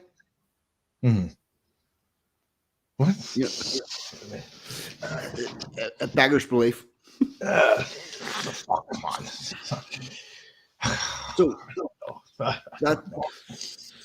So that's why I'm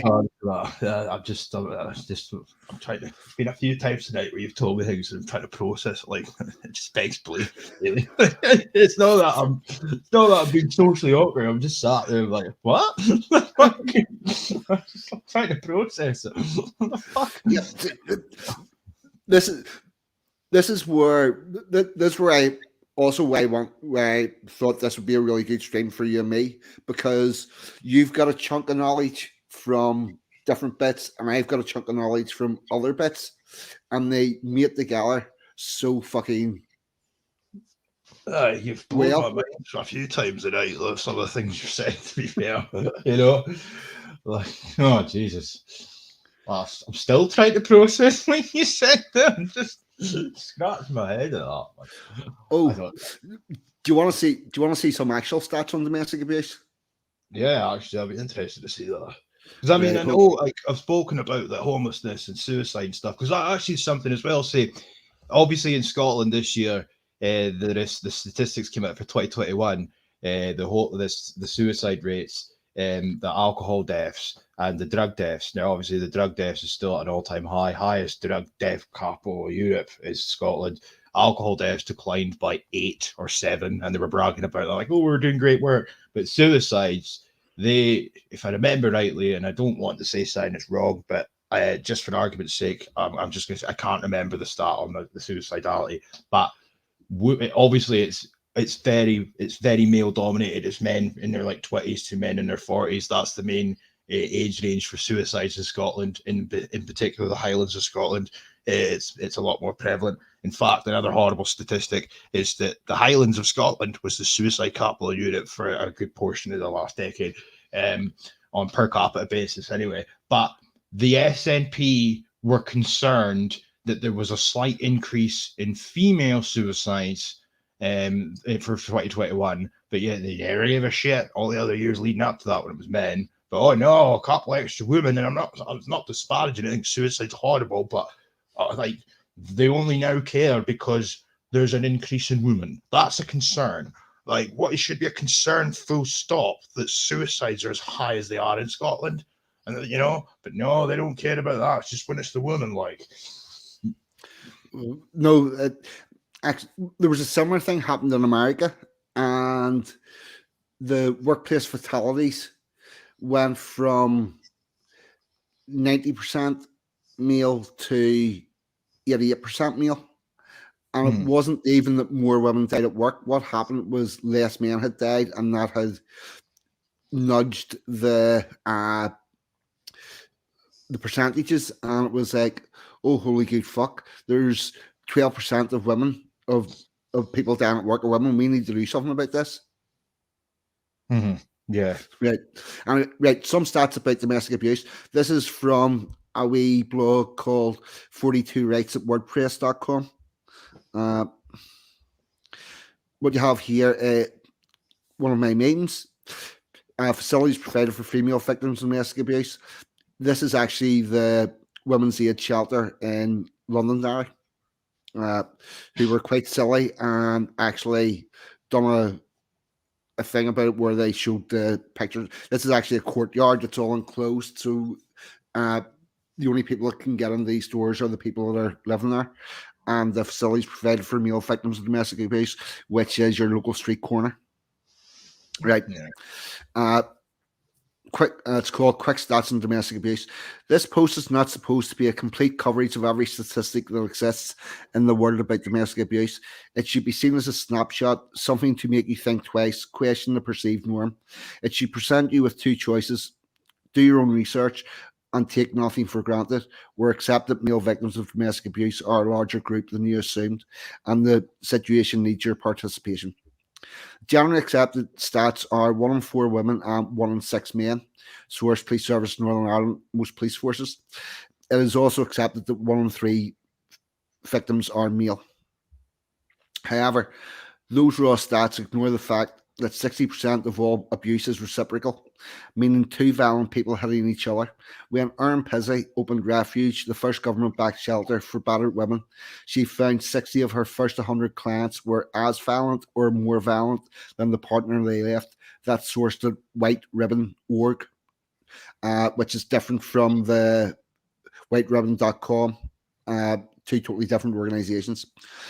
Erin is not alone in this view. Psychologists from the University of Cumbria, led by Dr. Elizabeth Bates, found that women were significantly more likely to be verbally and physically aggressive than men. And there's a link for that. A study at Harvard found 70% of domestic violence was perpetrated by women against men. And there's a link for that. I would draw your attention to the work of Martin S. Filbert and his bibliography, summary of which reads, this bibliography examines 268 scholarly investigations, 221 empirical studies, and 65 reviews and or analysis, which demonstrate that women are physically aggressive or more aggressive than men in their relationships with their spouses or male partners. This aggregate sample size of the review study exceeds 371,600. There's a source for that. one could chase these stats around and around. The only thing that will ever be definite is both men and women suffer abuse. The real disparity is in services provided. There's not a country in the world with a proper provision for male shelters. In Ireland, North and South, not one bed space for a male victim. Wales, one bed space. There are rumours of 18 shelters in England, but what qualifies you to get into them is shrouded in mist. And being in a same-sex relationship is applicable to some of these beds. Canada has one bed space. The absence of services coupled with the bias in family court system is a very real effect. A male victim of domestic abuse is often faced with three choices: continued abuse, homelessness, loss of contact with children, or suicide. In the United Kingdom, on average, 12 men commit suicide every day. The police do not investigate the causes of these deaths. If we take the accepted figure of 1 in 6 men experiencing domestic abuse, that would mean 2 men suffering domestic abuse were murdered by their partner, colluding with the state every day. However, we both know that the situation forced on male victims means that they are more at risk of suicide than either single men or men in a stable relationship. So I ask you this: where exactly is the disproportionate effects of domestic abuse? It is time to start providing services based on need, not gender. The services that are there for women are needed. Nobody wants them removed. However, we need services for men also. After all, men are people too. Oh man, that's what, even the way you concluded that there, that is true though. It's like, you know what I mean? Like the way that they go on, like these feministic types of people, including, you know, politicians, activists, whatnot, the way that they go on and as a response to any of the things that you just read out there is they come at it from the perspective that you're trying to remove women's rights or whatever. There should be. I don't understand why these things are not there for men in the same capacity. Never have been in the same capacity. You know, and it's not too much to ask at all. You know, these are things that should go without saying, and they're just not there. Oh, do you know how women's aid shelters are funded? Are they not government funded? Yes and no. They're government funded in a very particular way. So if women's aid go along and they prove a requirement for shelters, and I'm not disputing that there's a requirement for shelters, but say they put up a place that has 40 units on it, Aye. right? They'll get grant money from different departments to build the thing, so they'll get it, and they'll pay £1 per year peppercorn rent if collected. Right, free building. Then they start to put women on it. When the women arrive on the door, they take control of their housing benefit. Yeah. And if the women are not entitled to housing benefit, which 95% of them are, because they're bringing kids with them or this, that, or the other, Aye. they're told to go tell their boss they're going through this situation and they need to reduce their hours down to 18 hours a week, which puts them into the threshold for all the benefits. And then they claim housing benefit. Well, Women's Aid claim the housing benefit on their behalf. Wow. How much do you reckon housing benefit is a month in a domestic abuse shelter? Oof. I mean, this is just a shot in the dark, but a couple £100 a month. Right. Well, say rent is probably in around about £400 a month in the area, right? If you're running a domestic abuse shelter, because you provide shelter and mentoring, you get £650 per month rent for each person. Willow Wookie's fucking bang on it. Right. So if you've got, we'll make it easy, 10 units, that's £6,000 per month. How much that would be? What, 60 grand a year? I know 60, about About 72. Yeah. 72 grand a year. And do you know how you're going to staff that? You're going to have Volunteer. you're going to have one person there that is on the pay book for around about 25 grand a year. And you're going to do the rest of it with volunteers. Where are you going to get your volunteers from? Be People. I don't know if you're asking me trick questions here. I don't know if I should do this. Right. People that have recently left shelters. Oh, what? Oh yeah. Yeah. That makes sense. Right. Now, see if like I did about a year and a half counselling with a group called the Men's Advisory Project. They do. They're only available in Northern Ireland. They're not in the rest of the United Kingdom, and they give free open-ended counselling to men that have been in abusive relationships. Whenever I left them, I said, "What about volunteering?" They said, "If you want to volunteer, that's fine. Just come back in 6 years." And I says, "What?" He says, "Yeah, if you want to volunteer, come back in 6 years." I says, "Well," I says, "Like, see, in 6 years' time, you're going to be a different person. You might not actually want to do this. Yeah. So go away, live your life, and if in 6 years' time you want to come back and volunteer for us, we'll find something for you. But we're not going to take. Yeah, we're not going to take until then. Women's Aid will take people after like fucking months." Nah, that's not right.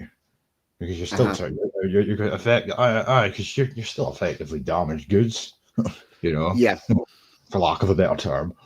Yes, For a while. but they will. The other thing that they do is they run classes. So, say you've went into the shelter, come out of a shelter, you will go back for classes. Now, this generates money for Women's Aid because the government pay them for giving these classes. They're also very misandric in what they're learning in these classes. Oh, without a doubt, I can believe that.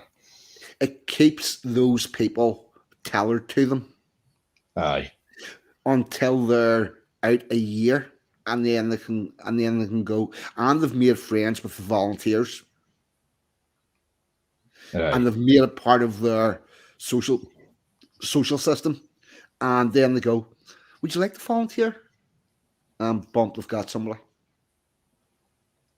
Jesus Christ. And that, my friend, is how Women's Aid make a profit.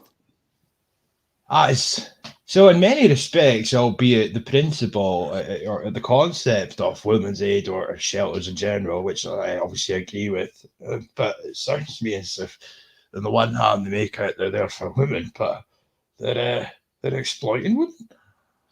Yeah, they are. There's a reason why Erin Pizzy's not allowed into the referees that she signed the signs for the mortgage on. They kicked her right out of that whole thing. Wow. Because she was there to try and help the women. Nice. There's a big money grab. Billy Blogs, what are you meant to do if a girlfriend attacks you? First one's run away. Yeah, if you allow it to happen once, then you'll allow it to happen several times after that. Yeah, well, here's the and the other thing is, you've also got to factor in why did she attack you. If she walks in, if she walks in and you're doing something you really, really, really should not be doing, and her immediate reaction is to throw something at you, sometimes you're going to have to accept that you caused that reaction and find out what her reaction is whenever she's calmed down. But if you're totally minding your own business and she suddenly turns on you, that's a totally different thing. Yeah. And, you know, what's hard, while domestic abuse is very complex, and you need to understand that in relationships there's going to be arguments. Now, there is a line that you need to figure out where, yes, this is wrong, that this is gone, and we need to not be together. But it's not the first time she does something or the first time that he does something uh, that is totally out of character. And you have done something that makes that a reasonable reaction. Yeah, on top of that as well. I mean, like, I'm not going to divulge very much on a public platform, but I do have a experience. It's a sort of strange thing to admit as a man, but I have experience of being in a very strange relationship, shall we say, where everybody was telling me that it was abuse, that it wasn't physical, like, but I was being abused mentally for months and months and months and months. And the thing is, you don't, for some people, you don't realize you didn't. Like, it doesn't just happen overnight. So this works both ways, man on woman or woman on man. It's a slow process. It doesn't happen overnight. Everything's great at the start, like every relationship is. Then the honeymoon period wears off and that. But if you're with someone who's that way inclined, as I say, it can be man or woman, despite all the shit that I read earlier on about, oh, men do this because of my subordinate status and stuff. No, it happened either way. I'm not a gay boy, like, it was well a woman and she did it to me for months. It's a slow process, and it's only there is a point where you do realize it yourself that something's wrong, but sometimes you don't realize it, and other people, it takes other people to snap you out of it. You know, it doesn't happen overnight. So that's why, in many respects, sometimes these relationships, whether if it does end up physical, you might get a slap or two off your partner. But if instead, if they just did that randomly and everything was normal before that, you would be like, what the fuck's that about? But you can become so beaten down over time mentally before it gets physical, you know? And so that's why many don't leave the relationship when it happens to them, because they're at a point where this has gone on for months before it got to the point of it turning physical, you know? Yeah, and it also there also is a problem with how far they've got. Abusive people are very good at figuring out what they can get away with, depending upon how far they've got the claws in. Yeah. Uh, Personally speaking, like as I said in that video, I was in a abusive relationship for 25 years. Now, I'm not sure exactly what point it was, but at some point, and probably a point pretty early on, I stopped being a victim and became a volunteer.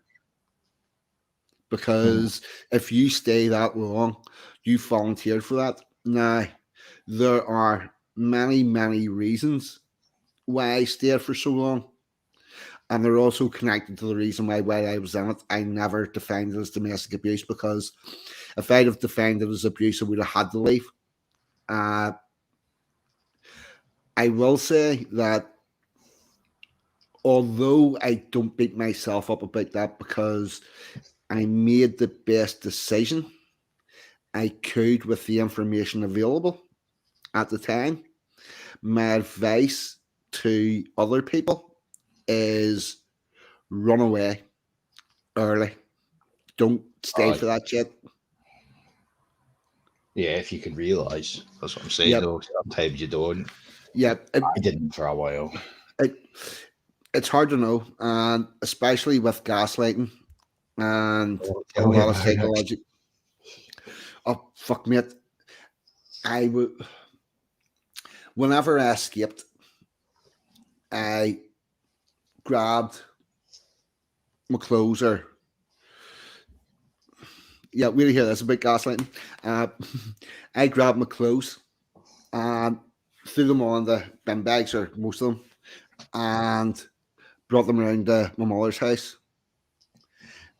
and that was all right. So and I was there for about 2 to 3 weeks, and I was like, right, here's what I'm going to do. I'm going to get, yes, there was other bags arrived around, stuff that I haven't taken, so that was all right. And I was like, right, here's what I'm going to do. I'm going to get all these clothes out.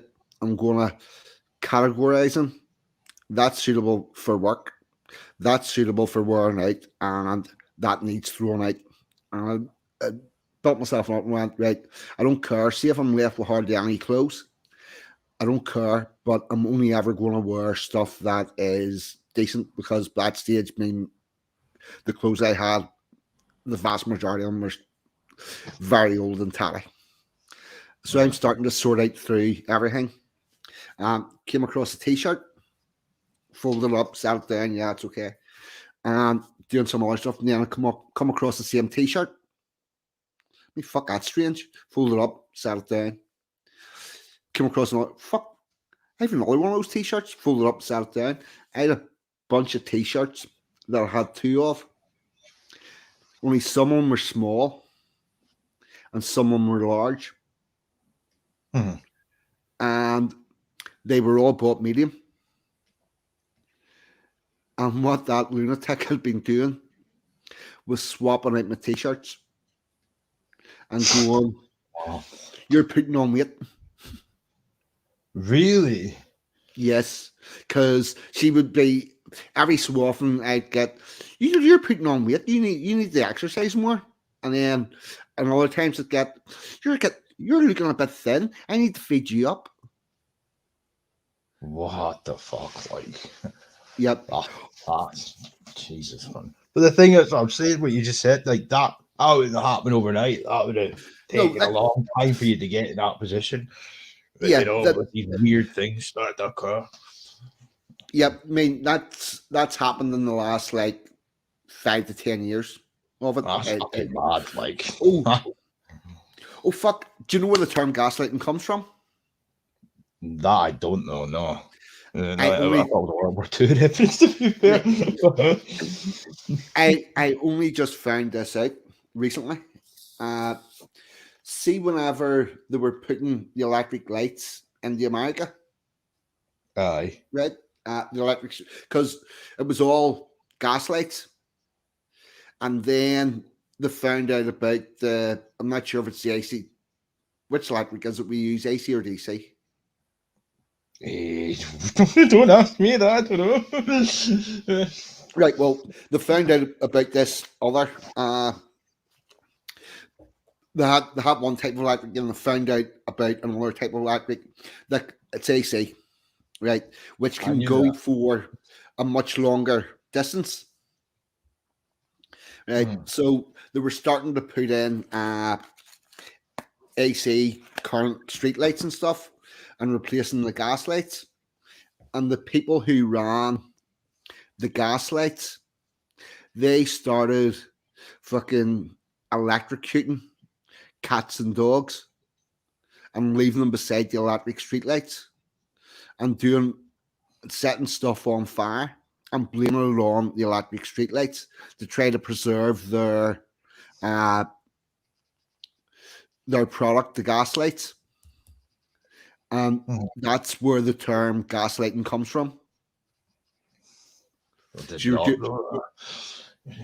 like you're determined to just continue to blow my mind now with these facts. Like, I did not know that. Well, I was watching a thing about Telsa. Nicholas Telsa. I know. Right, yes, that come up with all and led up the World Fair in America way years and years and years ago, and it came. The guy that was talking it was actually on America's Untold Stories, and the guy that done was talking about that and said that's where the gaslighting thing comes from. So I always thought it was like fill a room of glass, step back, light a match, and watch the whole thing blow. But no, it was the tactic that was used by the people that ran the gas lights. Well, there we go, folks. Like, you've learned something again here, eh? I feel like I'm a more intelligent person. Never known that, to be fair. I've never even given much thought. I don't know why. Maybe ignorant, blatantly ignorance on my part. I thought it was a World War II reference. I don't know why. Well, To be fair, I've been using the term for probably 8 to 10 years, and I know what it means, but I never knew where it came from. But it's Yeah. just doing things and blaming the other person on it in order to cause them troubles.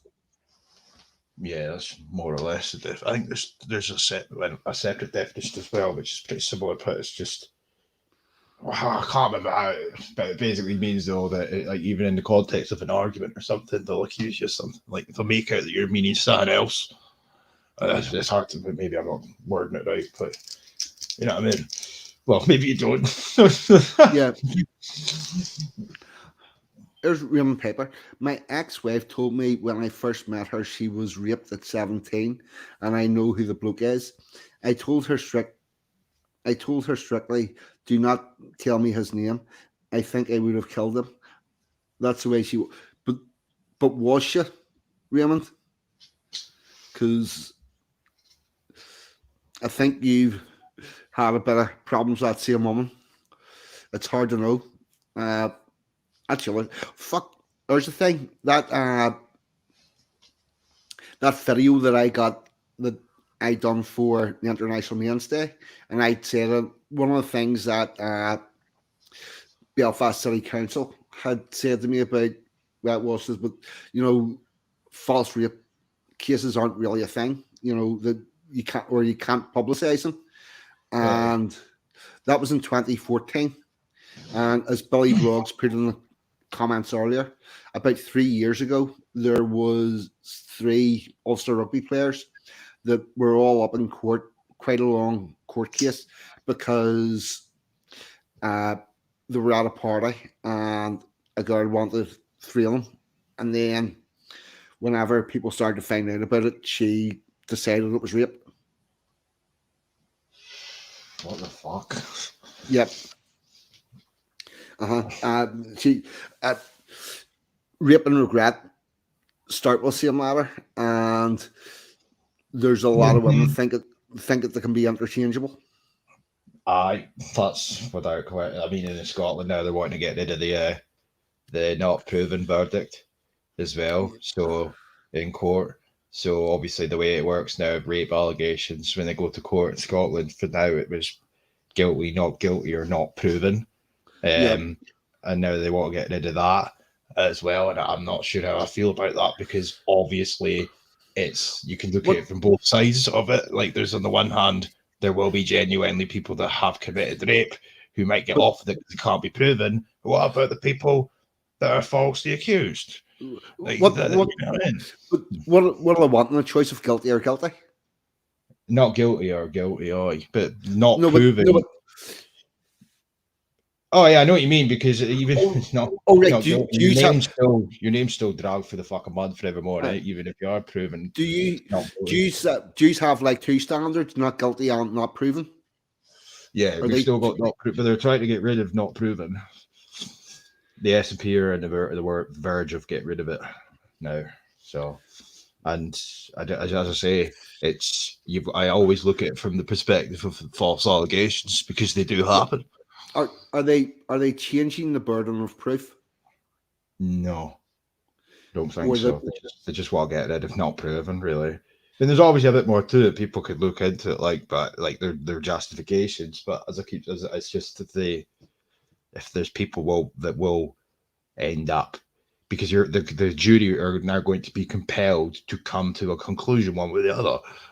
Now, like, what happens if it genuinely they don't know and they're forced to make a decision? Well, there should be a presumption of innocence. Yeah, that's where you could argue that it would come in under not proven. Yeah, one way or the other. But anything that doesn't have anything that you can't prove, there has to be a presumption of innocence. Yeah. No, I agree, but that's why I don't know. I think that they just getting rid of this not proven. It's just not right. Oh, do you know that women can't rape men? Yes, I do know that because Yeah, you need the penis. Yes. yes. Force to penetrate is not classed as rape. That's just a joke. Of course, women can. You know what I mean? Yeah. No, it drops down to oh, there was one woman in England who ended up in jail, but she has made like 5 different false rape allegations. And when I've seen a picture of it, to be fair, it did look like it would have been a 5-man job. But there are very few. There are very few cases where there's anything happens to somebody that's made a false rape accusation. No, they get away with it. Yep. Like, I mean, even most of the time as well, like they get to remain anonymous as well. I just, the guy gets his name dragged for the mud, but even before he's been proven one way or the other, and then even if it goes to court and it says he's innocent, everyone still thinks he's a fucking rapist. Yes. If you have a rape allegation, gets you means you're anonymous for life. Nobody's allowed to name you. That's just wrong. I think there should be the equal amount, like the amount of years that you would have got for if you've been proven, that you had raped them. That woman should get the same amount of years for a false allegation. And I reckon that would maybe, and I say maybe because I'm not sure, reduce the amount of false allegations. We live in a society now where this Me Too shit started off. Well, it sort of accelerated. It was happening well before that, I know, but women can just say what they want now.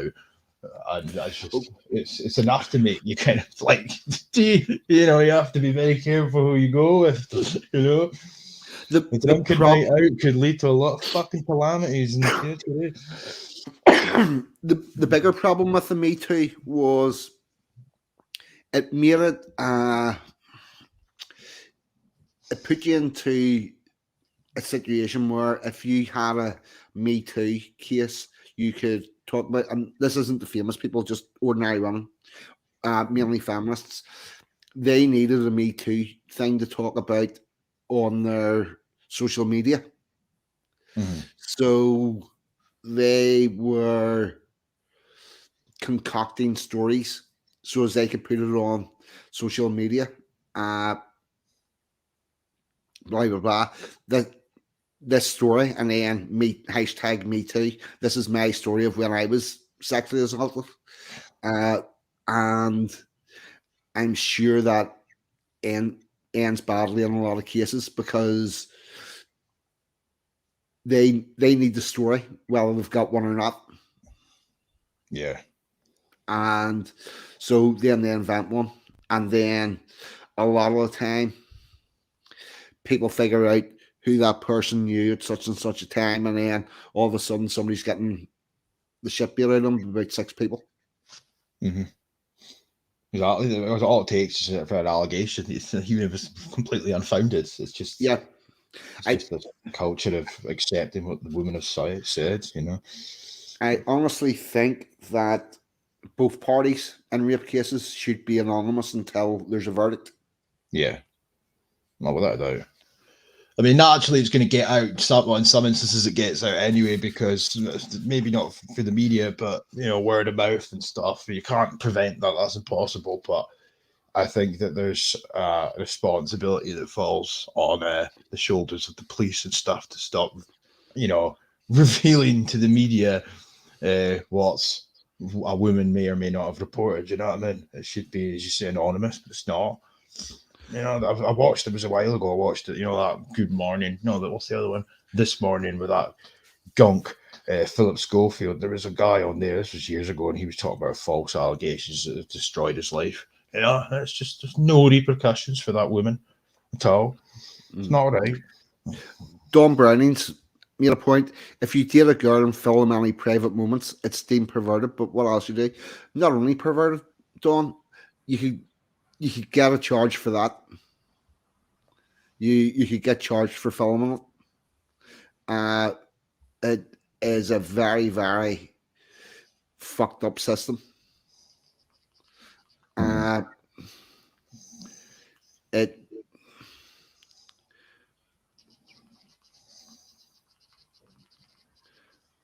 a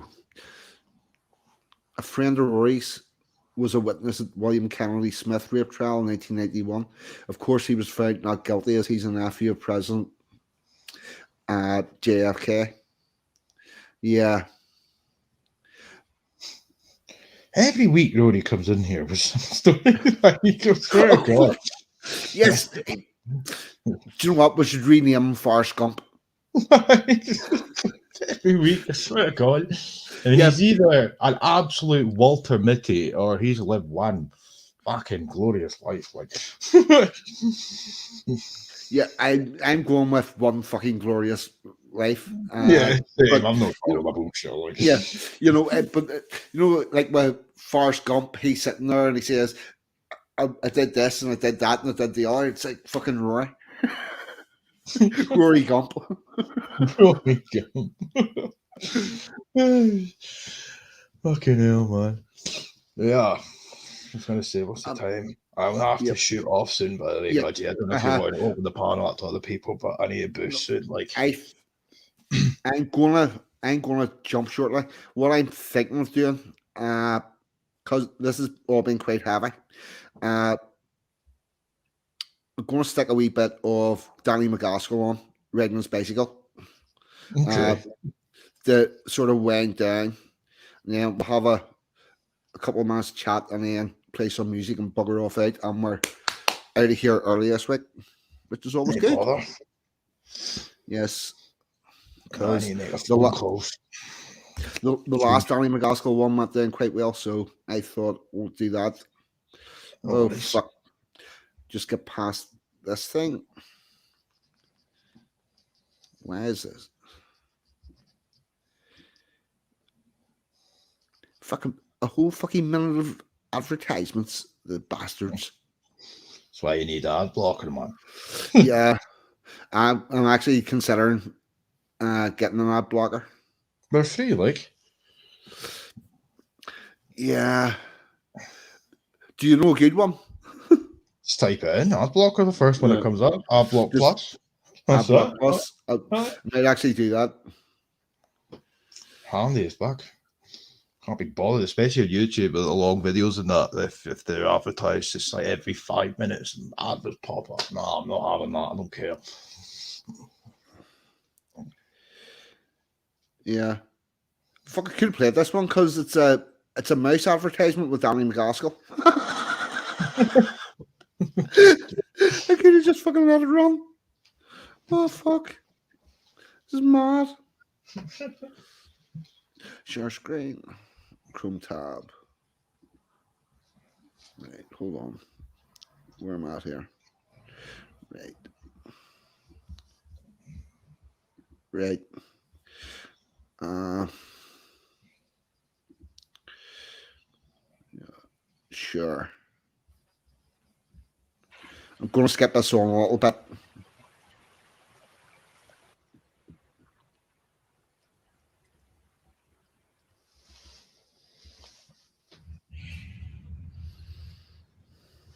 There you go.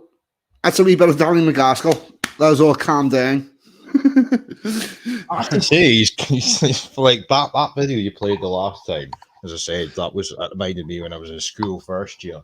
Even that song was the exact video, but he seems to have come a long way in terms of more creative videos. Yeah, like what? He's living in a whole different world of gravity.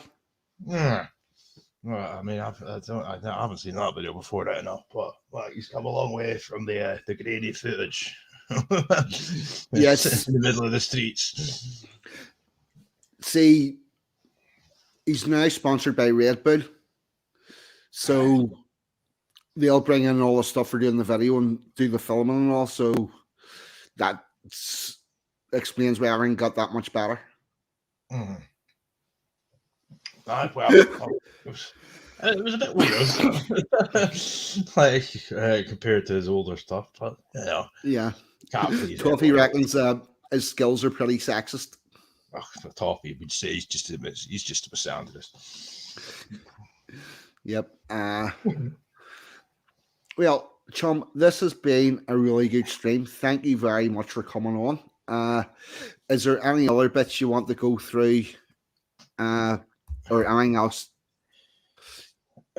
No, I will say there's been a few times tonight where I've not really responded adequately enough to things you've said, but it's because I'm sat here scratching my head like, what? It's not. It doesn't come. Normally, you watch enough of the stuff I've been on and whatnot. I normally can't shut up. So been a few times with sort of blown away with these facts, but but no, apart from that, I mean, as I say, come at it from somewhat different perspectives. I know a lot of your past and whatnot in terms of what's got you to the position you're in, and I come at it from a different angle, albeit I can relate to a bad relationship and stuff, but I come at it from the angle of I came here because of what they're doing to kids now. And that's where my focus is really sort of taking me, because I'm just sick of it. It's the anti-white male stuff. I'm a man, I can deal with it. I don't give a shit, really. I'm a big boy, I can take it, but the kid stuff just pisses me off. So no, I'm glad that I had another opportunity to sort of show what's happening in Scotland for anyone who's not seen it, and appreciate the facts. I feel like I've gained some of the IQ points I've lost in recent weeks watching Scottish government bullshit. So it's all good. Like you're welcome back anytime. At some stage, I'm going to be doing an ad hoc stream to read the Scum Manifesto. Okay. If you're interested, you'd be welcome. Aye, I'll be up for that. Like, have you read it before? No, but I'm always okay. Right, don't read it before we do the stream. Okay, no, it's a bit live reaction. I have read it. I know what's coming. But granted, it was like 7-8 years ago, so I've a rough idea. But this will be a bit mind blowing. It's going to piss me off, isn't it? Yep, it is. But it is what it is. But anyway, thank you very much for coming on. You're welcome back again anytime. Jimmy from Philly, if you're still about, we'll organise a stream, because I want to do a stream with you about the stuff that you went through. Very interesting that. I would have brought you on tonight, but your stuff merits a stream on its own. And I want to do that sort of properly. What else? I'm going to put up a little bit of music, and then we're going to bugger off out of here. Right. Here we go. A little bit of Paul Mumford.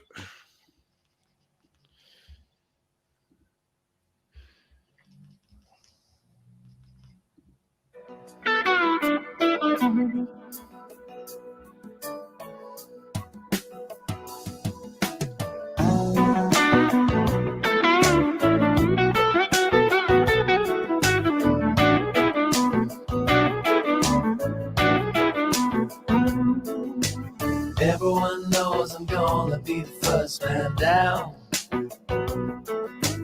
All my friends are sick of having me around. Nobody wants to give a buddy one last break. Can't go on a taking all a man can take. Life is a curse, it only gets worse, and the world don't watch you drown. Maybe my mind will fail to ever find the point. I'm going deep, deep down underwater. Gonna make my grave underneath the wave. I'm going deep, deep down underwater. Gonna lay my head on the riverbed. Looking back, I rejected every place I stayed. woman says I'm lying in the bed I've made. She says, warriors don't give up before the war begins. So I get high to justify the mess I'm in.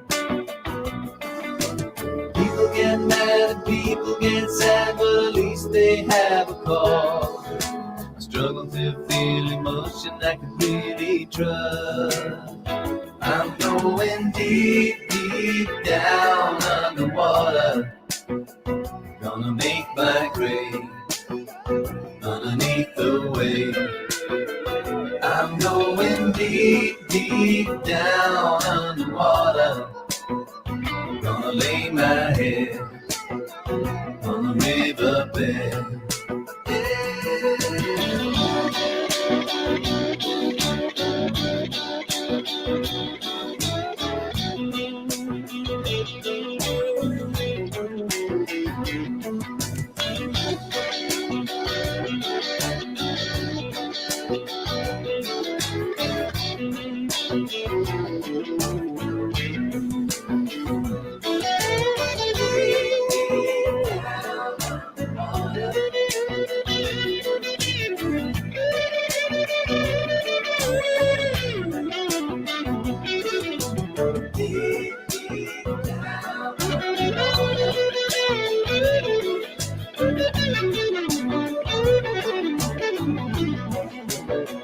I'm going deep, deep down underwater.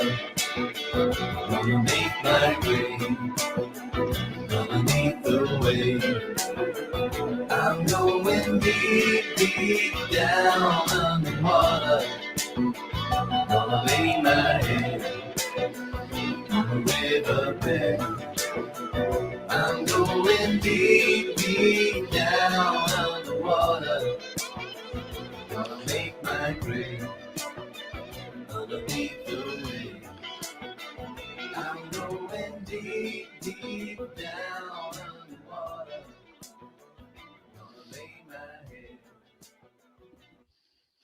All right, everybody. DJ's been DJ. I've been 42. And you lot in the chat have been fucking amazing as always. Good night. God bless you. All next week. Goodbye. I'm out of here. Gone.